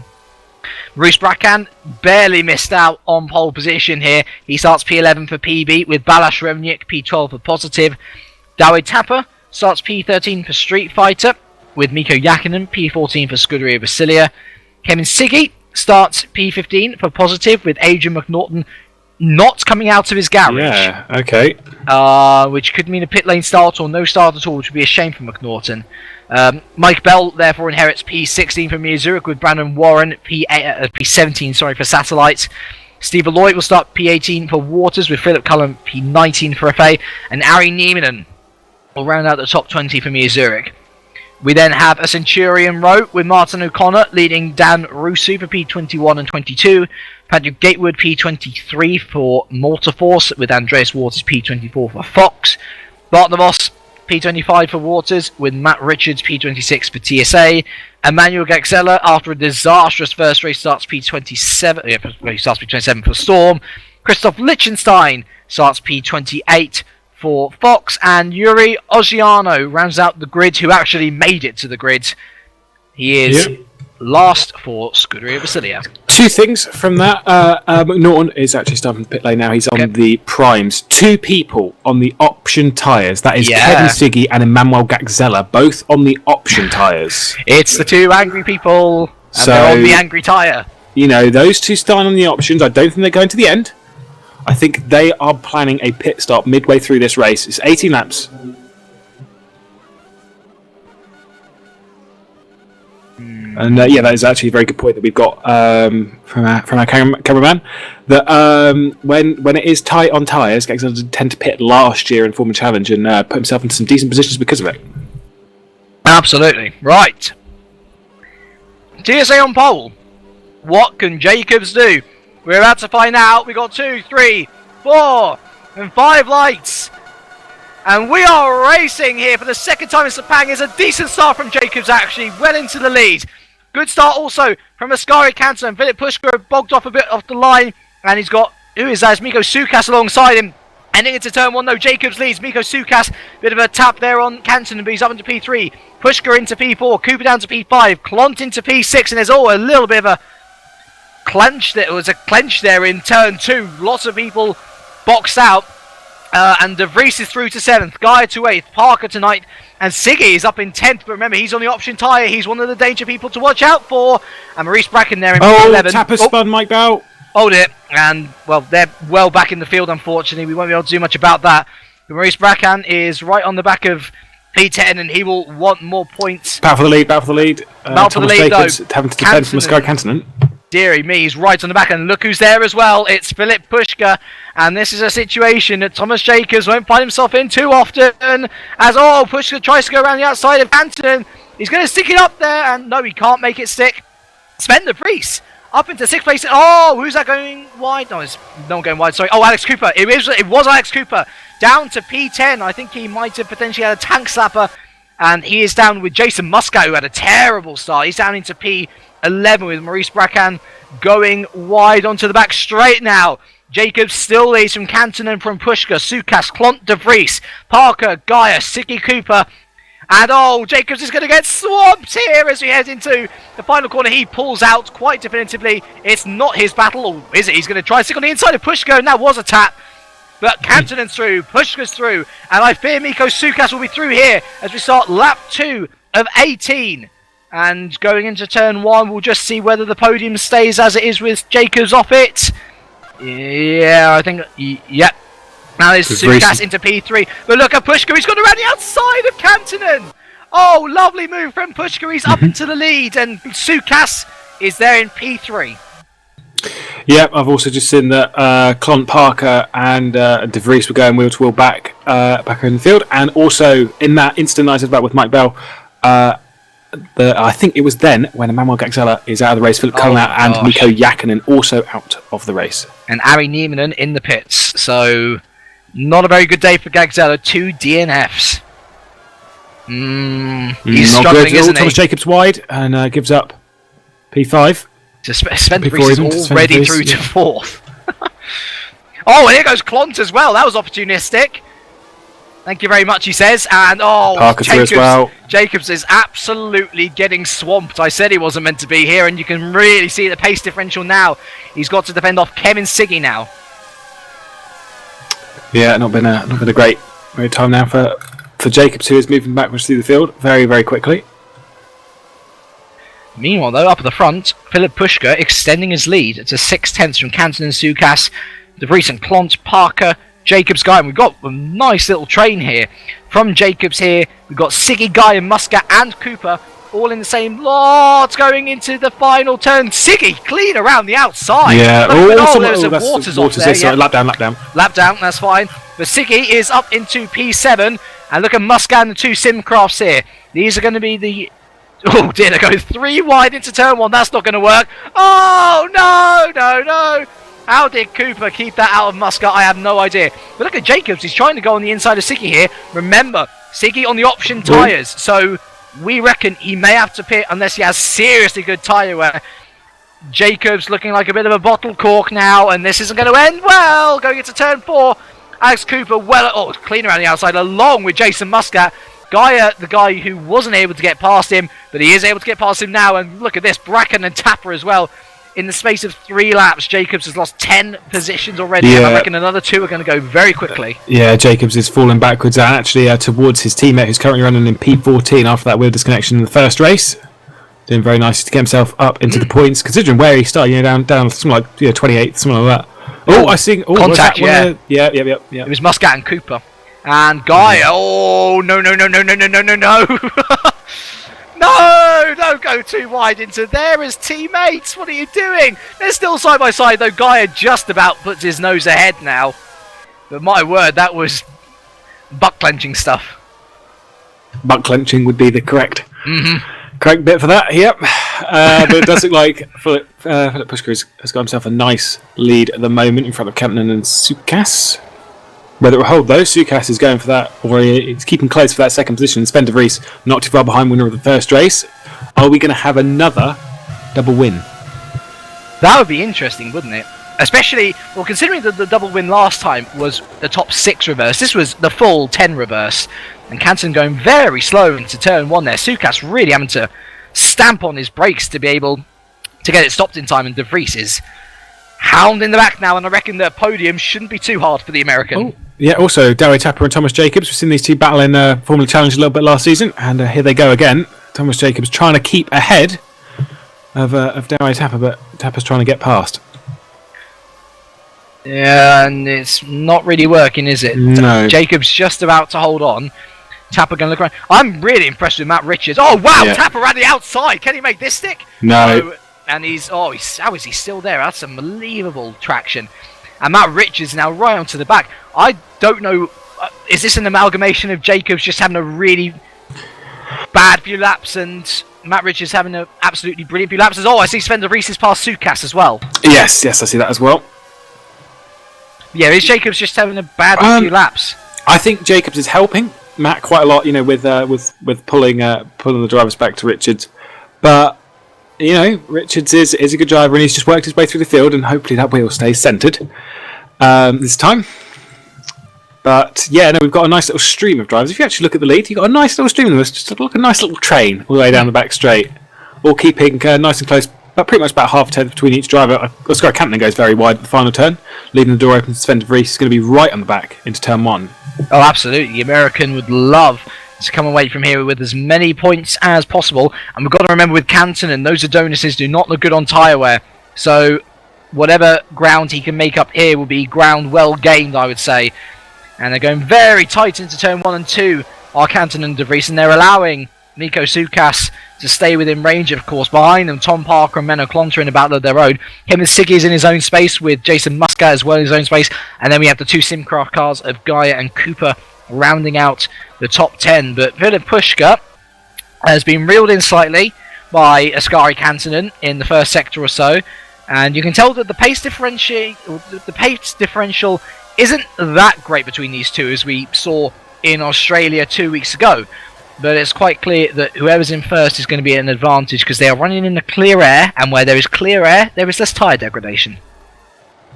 Yeah, that is true. This track, that's a little bit of a slide coming out that turn from Canton. It's 2 degrees cooler than the previous race. I'll just point that out. So probably better for tyre conservation. But yeah, Sven de Vries looking actually like he's probably the fastest of these three in the top. Oh, Sven de Vries! Oh! Second final turn. Oh. Canton just about holding on, but De Vries is going to tuck him nicely into that slipstream now. Canton not really looking to go ultra defensive, is he? And Sven de Vries, I imagine, will have a little poke into the front turn here as Philip Pushka manages to clip one of the cones. I can tell you right now that if you clip multiple cones, that will throw your car off into the dirt. So that was a bit too close for comfort, I would say, for Philip Pushka. As we're on to lap 6 of 18, we're a third of the way through this race. And the gap is now 5/10 once again. So Canton, that doesn't look like 5/10 there. I'm sorry, Canton really closing up into turn 1. Yeah. Other battles going on. Gaia and Cooper still fighting side by side into turn 1. I think Cooper's going to be let through here potentially. Maybe not. They're still going side by side. Other 2 Simcraft cars, and they've got to be careful. They don't want to have another calamity like Australia. They've scored good points here today, and they need to keep this form up. Yeah, I think really what's happened to those two is they're not working together. They're kind of not really working against each other, but they're not helping each other. If they help each other, then they can move themselves close towards the back of Muscat and Siggy and Clont and all that, and push themselves close towards that, especially when you think that Cooper's got some decent pace in these tyres towards the end of the race, towards the end of the stint, as we saw in the previous race. So they've got to start working together as opposed to against each other, which is something that as teammates they should be doing anyway. Yeah, absolutely.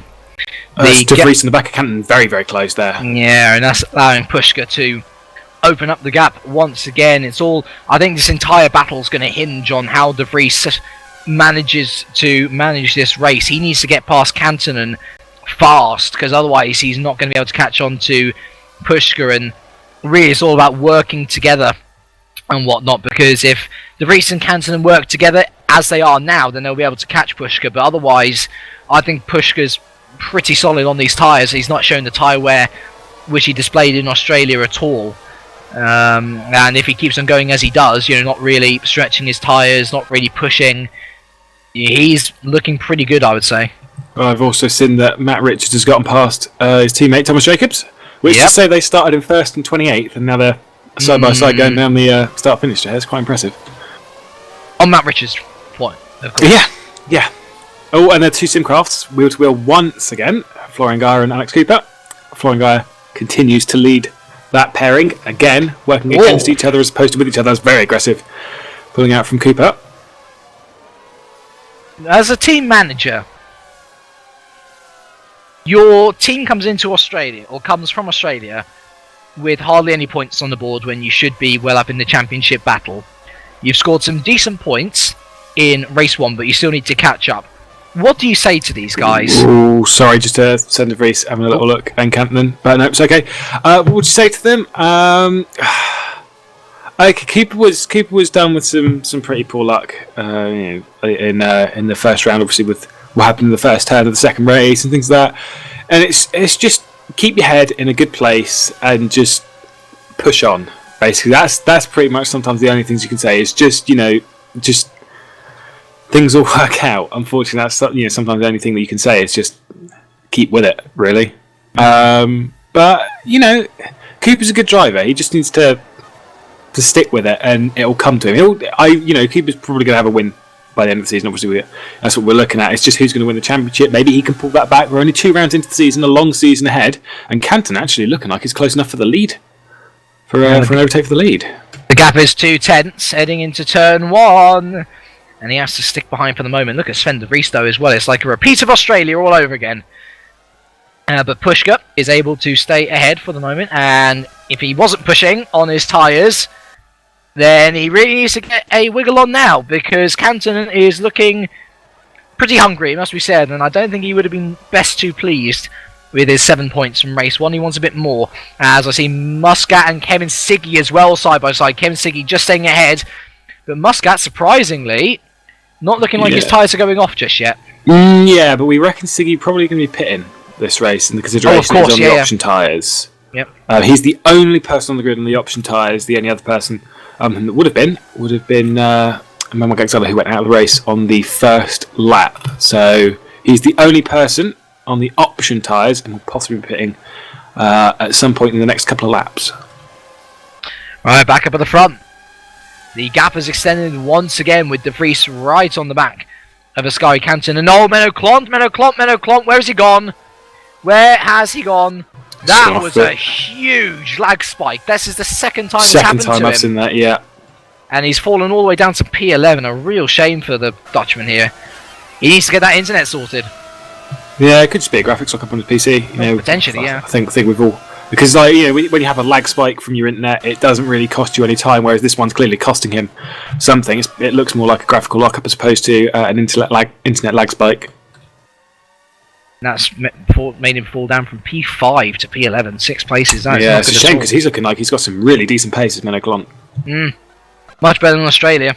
He was quietly confident as well, talking to him in the paddock before the race. He was looking for potential top 5s, and he looks like the best he's going to get away with here is, well, the 9 points which he gained in race 1, unfortunately. Yeah, the problem is he actually had the pace for it, and that was a legitimate, you could have got a top 5. No, we've got a close battle for the lead though, as we did a couple of weeks ago. It's just whether they're actually going to start going wheel to wheel. We've still got just over half the race to go. Well, we are halfway through, aren't we? At the end of very wide. At the completion of this lap, we will be halfway through the race. So, plenty of time to go. We're on lap 9 now, aren't we? Yeah, so... Yeah. End of this lap. Whose tyres are going to fall off the cliff first? If any of them are going to fall off the cliff. Yeah, well... It's, they're fragile from what we've seen this year, these tyres. When you start sliding them out of turns and things like that, it's really, really bad for tyre wear when you or doing what Oscar was doing last season, spinning after about 5 or 6 laps. And Siggy's tyres, we've been told, probably gone, which is not really too surprising when you consider he started on the options. Possibly pitting, in consideration that after this lap, we're at the halfway point. Maybe this lap. Yep. Pit lane. And I imagine he'll be coming out, P17, around with Maurice Bracan, who's really lost out this race. Yeah. So, considering that, shouldn't take him. well, he might, he's going to be coming out onto the option tyres, evidently. Yep. So there's still a chance he can catch up. But it's about how quickly he can catch up, which is a question he's going to have to get his head down. Is everyone's favourite Austrian, apart from... here comes the insult. Sorry. Yep, good point. Sky camping for the lead, though. Oh, he's gone wide as well. Here comes Sven de Vries, he's through! Sven de Vries is through into P2, and that is the break he was looking for. Now he has to focus on getting Philip Pushka, and I think he maybe will have the pace to do it. Yeah, well, Sven de Vries had a little bit of a problem to get past Oskari Kantanen, and whether he can get past Philip Pushka and take the double again. It could be the season of doubles. Season of doubles. The season of doubles. Mm. Kantanen, that's a big slide. Andrzej Pestovs, by the way. That was the other Austrian. Okay. Everyone loves a good Austrian. But anyway, Philip Pushka. He's got good pace, evidently. Yeah. The question is he good does De Vries have better pace, and whose tyres are going to degrade faster? Because based on last round, I would say that at this point, Sven de Vries has pretty much got this in the consideration of his tyres. But you look at the last race that we had. I'm thinking like 2 weeks ago. You look at Sven de Vries. His tyre wear was just beautiful. He was keeping it so well controlled. Whereas I think Pushka's got it as well for the lead right now. P4 though, that's heating up, isn't it? Tom Parker's going for it, and Tom Parker taking it quite nicely from Miko Sukas, actually, who's been the man of the midfield or the top 10s. Unfortunately, we were expecting him to be leading at the front, but this new flood of talent for this year has. Sven de Vries is through, isn't he? Yeah, through at turn 1 on the inside. Completely missed that. That was more important. So Sven de Vries. Yeah, it's more than likely he's probably going to get the double, isn't it? Yeah. It's looking like it, unless Pushka can keep these tyres controlled. That is the important thing that we need to know from Pushka is, can he keep his tyres controlled and can he push on later on in the race? And the R was for... David Junt rightly points out Andrzej Pestovs is Latvian. So you're not very good with the old country thing. No! Now see, I promised Dawe Tappert that I would get his nationality right. That means another guy has to fall by the wayside. It's just the way of a commentator. Yeah. Yes, that's why I don't really remember whose country people are from and think I do really own drivers. No. Yeah, no, it's kind of like that driver's from that country. James. Yeah. So sorry, Andrzej. Either way, we love everyone. Everyone's lovely, I guess. Love to everyone. It's the UltraNet Supercup. We are heading on to lap 12 of 18, and Sven de Vries isn't exactly putting away from Philip Pushka. Yeah, I say if he can keep these tyres together. If he can keep these tyres together, it's fine. Look at how defensive Sven de Vries is. Gee. Philip Pushka he's almost locking wheels with de Vries, and he's taking the wider line into turn 2 to try and get a better exit onto what is effectively turn 3 here. Is just a bendy straight, really. We're looking at P4 once again. Tom Parker and Miko Sukas are side by side. Sven de Vries is holding off the lead, and Tom Parker is still there in P4. This is a close battle though, and these two have been going at it since the start. It'll be interesting to see how it ends. Sorry, P8 and P9. I saw Florian Guy just went to the back of Dawe Tapper a little bit. I think he's okay. It looked like it was quite a big knock though from Florian Guy. Is that a puncture? I don't think so. On Menno Klont. Okay, where's Menno? Because I saw him have a lot of tyre smoke. No, it looks like it's okay. Okay, good. Good. Yeah, it's fine. Okay. Yeah. Good. Yeah. Okay. Okay, the gap between de Vries and Pushka has increased to 4/10 from 1/10. So I think it's pretty clear that de Vries pretty much owns the second sector. There was a heavy lock up into the penultimate corner. We're on lap 12 of 18. We'll be heading on to lap 13. 5 laps remaining. I I do wonder whether Pushka can't promote a bit of a challenge to De Vries in the final laps, like De Vries did to himself and Kantonen 2 weeks ago. Yeah, it's kind of weird, this, really. You know, when you consider how it all usually works, is Pushka's battling for the lead. I think it's going to be on the outside, so I don't know how well the smooth's going to work out. Yeah, there you go, dropped back in behind. But, you know, it's really weird where, you know, when you look at Formula 1 and things like that, you know, the car behind always has the worst tyre wear. But that's not the case. Yeah, I was just in that. Tapper is out of the race. I don't know why. I'll have a look for you. Yeah, my replay goes 80 seconds backwards. Thanks, Oscar. Oh, wow, that was a weird one. Okay, so he basically went out of the final corner, lost it on the curbing, and crashed into the pit wall. Ah. It was a bizarre one, but it is rendered him useless without a front wing and he's out. It's what it is. Yeah, sorry, your point. I've lost myself. What was I going to make? I was saying something, and then things and stuff happened. Oh, things and stuff. Yes, the car in second always has worse tyre wear in Formula 1. However, here... Dave knows. Yeah, see, Dave pays attention. But here, it always kind of seems like the person leading sort of drops off a bit, you know, towards the end of the race, and then second place catches up and goes for the win, which I think is a fantastic thing to do because it's just awesome until the end of the race. I mean, the gap is much closer than last race, isn't it? Whereas the gap was roughly 9 seconds between De Vries and Mr. Parker last race. Now, it's remained within a second for the entirety of this race, and Pushka's certainly not letting go of De Vries as we head on to lap 14 of 18, only 4 remaining. Yeah, these races absolutely fly past, especially in comparison to the previous. Is Pushka going to go for a dive bomb? No, I think Pushka's just trying to keep himself in second until, you know, seeing what Sven de Vries does tyre wise, just to keep himself behind, basically doing what Sven de Vries was doing in Australia, just lap comfortably, let them have their little moment and slide about, keep them under pressure, but you lap comfortably, and that's what Sven de Vries was doing in Australia, and it worked out beautifully for him, and that's kind of what Philip Pushka seems like he's doing here as Gaxella leads observer. I'm looking at Oskari Kantonen as well, and I'm wondering whether that's what he's doing as well.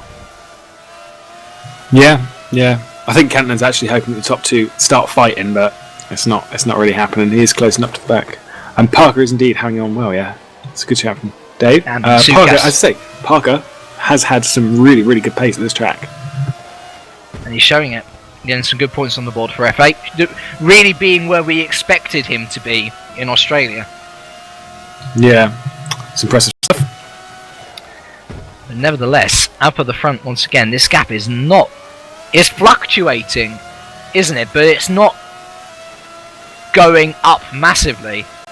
And it's partly due to Pushka being in the slipstream all the time, and it's partly due to Sven de Vries being so good in the middle sector, but I must wonder whether his tyres are starting to suffer a bit now.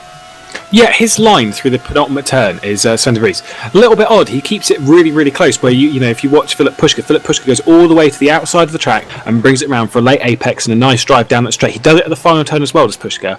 Whereas de Vries keeps it really tight, you know, on what would be a defensive line, even though he doesn't technically need to take it. You know, he should be able to go for that slightly later apex and give himself a better drive. So I think he's costing himself time by doing it. Yeah, absolutely. I tell you what, I was talking with Sven a couple of days before this event, and we were talking about the prospects of Super League, and he actually says that although he enjoys the old Super League race from time and again, he doesn't particularly actually like it so much. He prefers Super Cup because of the equal cars.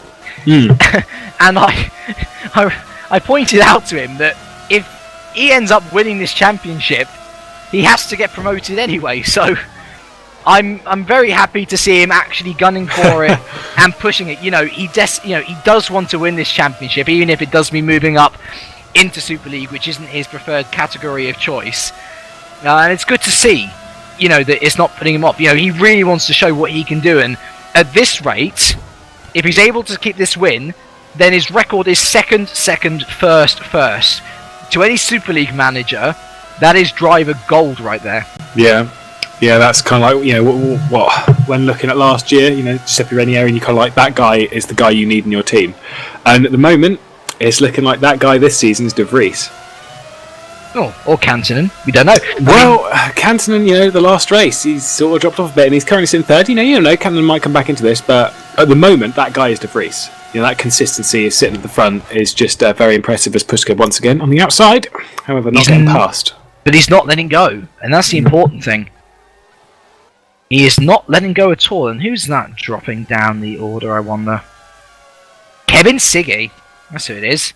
And that's because he is on the option... Oh no, he might be coming up the order, sorry. He's going up, he's just moved He's up still in the past points. Gatewood. He's got a point. Yeah. So, I kind of think it might have been more if he was on the primes, but you never know. At least he's getting a return. Yeah, at least there's some sort of return from it. Yeah. It's all really settled down a bit. I mean, we got this battle at the front, but it's not lighting up like the battles 2 weeks ago in Australia. It's sort of staying put.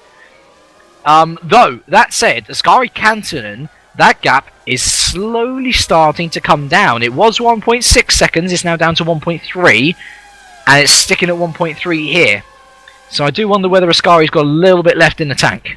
Yeah, there you go. There's, you can see the line difference between De Vries and Pushka that I was saying about earlier. And as they cross the line, when they cross the line this time, it'll be 2 laps to go until the end of this race and until we finalise our proceedings in Malaysia.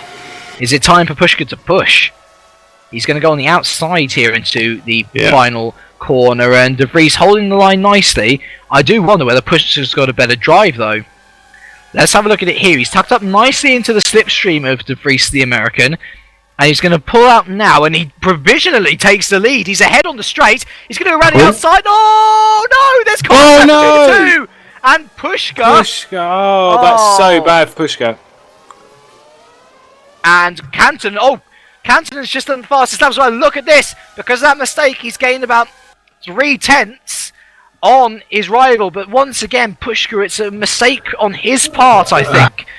He came across it. Well, I don't know. That's something. That's something really, wasn't it? That's something that the stewards can look back at. Yeah. That's not for us to decide. Oh, but look at this: 4/10 between Kantonen and De Vries. I wonder. Oh, and is that Pushka going wide again?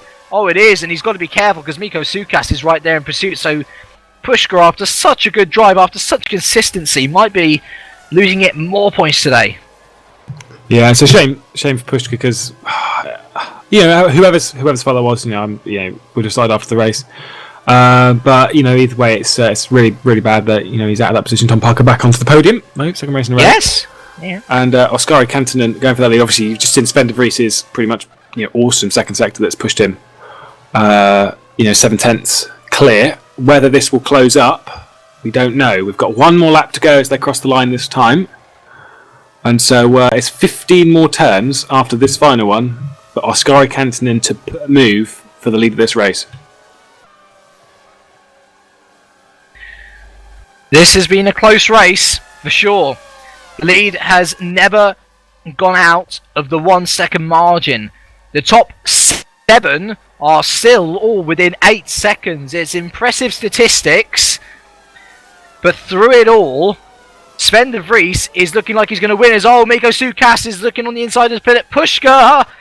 And I think that Pushka's tyres may slightly be going off now, as Sukas is right on the back. He hasn't had much to do since Tom Parker left him for dead, really, about halfway through this race.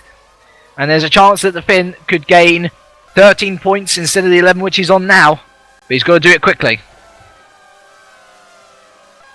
Indeed he does, but he doesn't get past. I think Pushka, that slide that Pushka had earlier on, it's just cost him a lot of tyre life and too much on these tyres when it comes to thermal degradation, and so Pushka runs a little bit wide at the double apex right-hander and down towards the hairpin. I think Pushka might have 4th, but it's going to come down to the final turn with that lot. Sven de Vries, though, easy lead. I think this is pretty much all said and done now. Askari Kantonen dropping off a little bit too much. I think it's about 1.5 seconds as across the second sector split, and 1.8 it is. Is this to be the year of double wins? When we came into the season, we thought it was going to be a rare occurrence. We thought that the reverse grids would spice up the races. The latter point, absolutely been true. We've had fantastic sprint races, both from Australia and Malaysia. How wrong we were on the first point, though. For the second consecutive round in a row. It's the second win in a row for Sven de Vries. The full 50 points is bagged for Satellite Racing. Ascari Kantonen, through the mistake of Philip Pushka, maybe combined with a lunge from Sven de Vries, sees him in P2, losing as little points to de Vries as possible.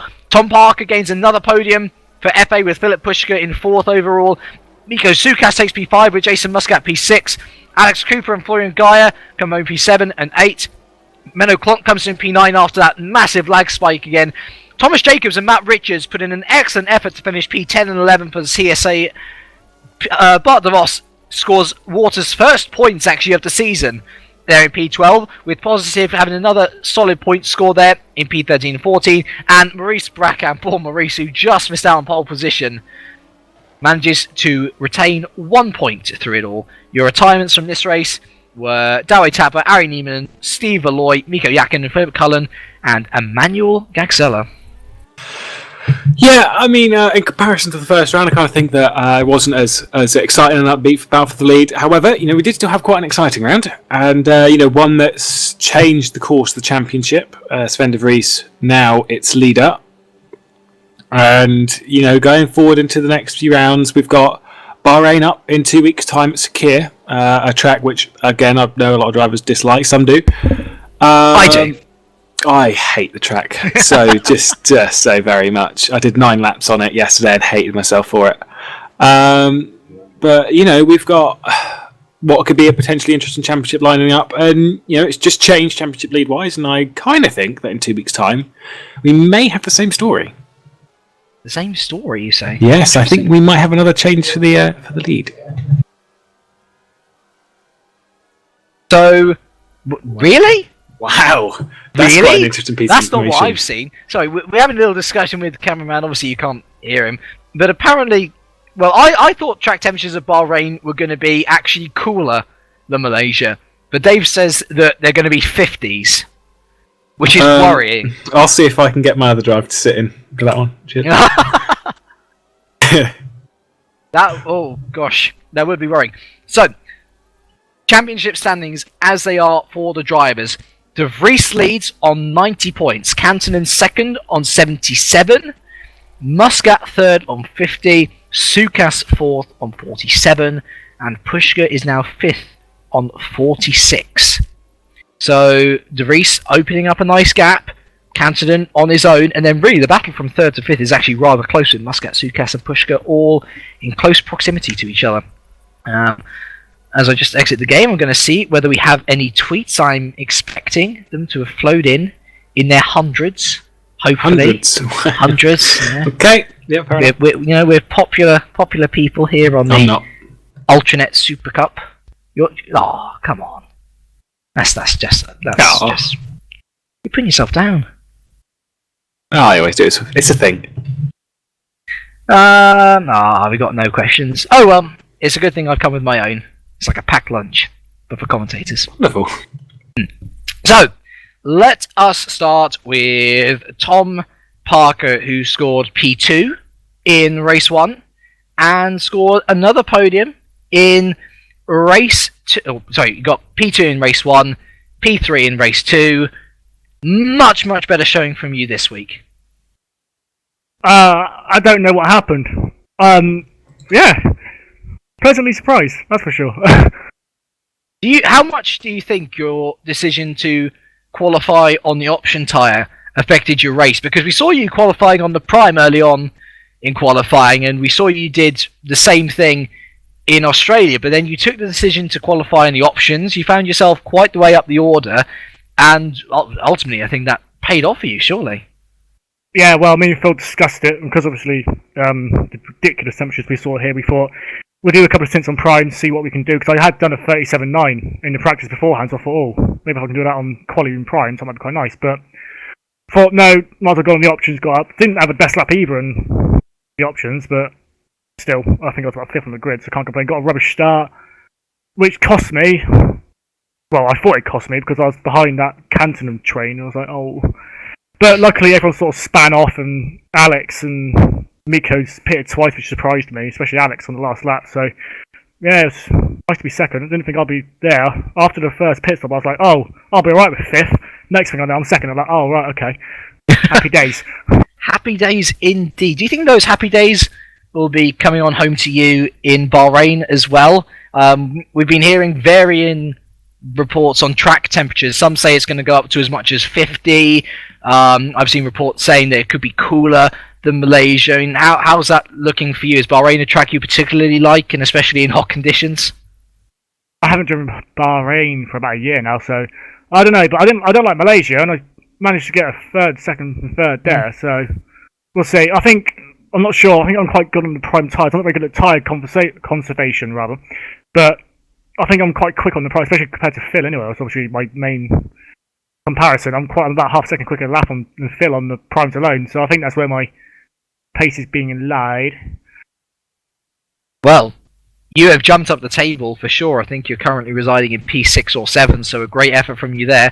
And we hope to see more of it in 2 weeks' time. So well done, Tom, on your 2 podiums. We now move to a guy who got 2 wins. Now, Sven, I remember talking to you, and you were quietly confident about today in Malaysia, going on about how fast you were and so on, so on, so on.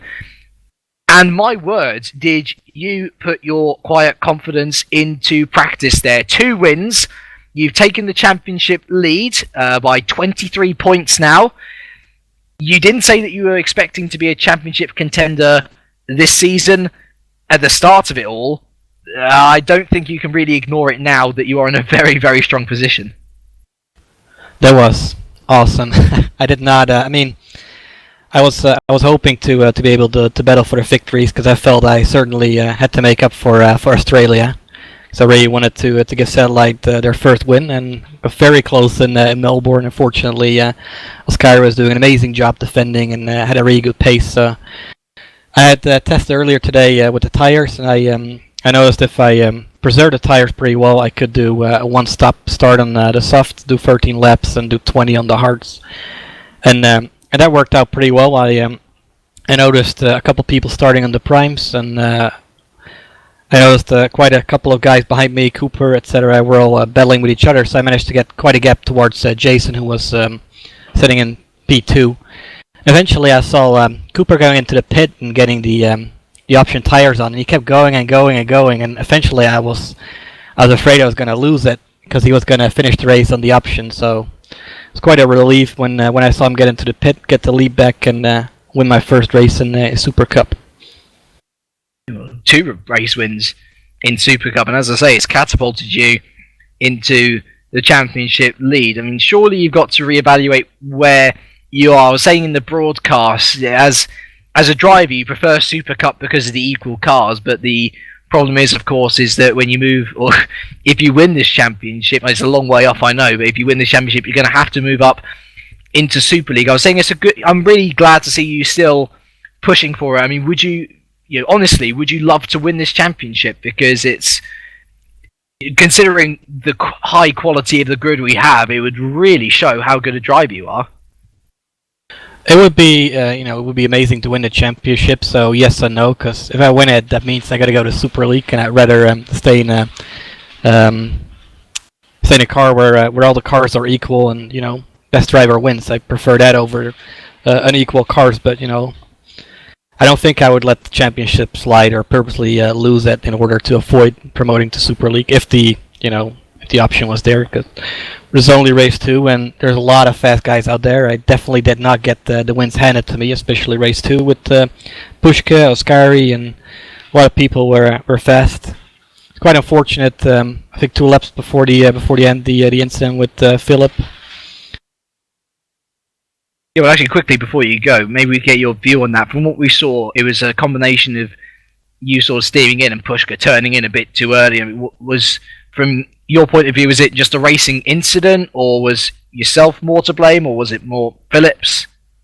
I think it was kind of a miscommunication, because he was slightly past me, and obviously, I was going to try and keep the inside and brake a little later, and he cut in very early, and I simply didn't expect that, so I had to brake as hard as I could to try and avoid him, but I already tapped him slightly, and my car started to slide, and then I had to try and correct it in order not to spin, and that's when I tapped him lightly, which cost him the spin.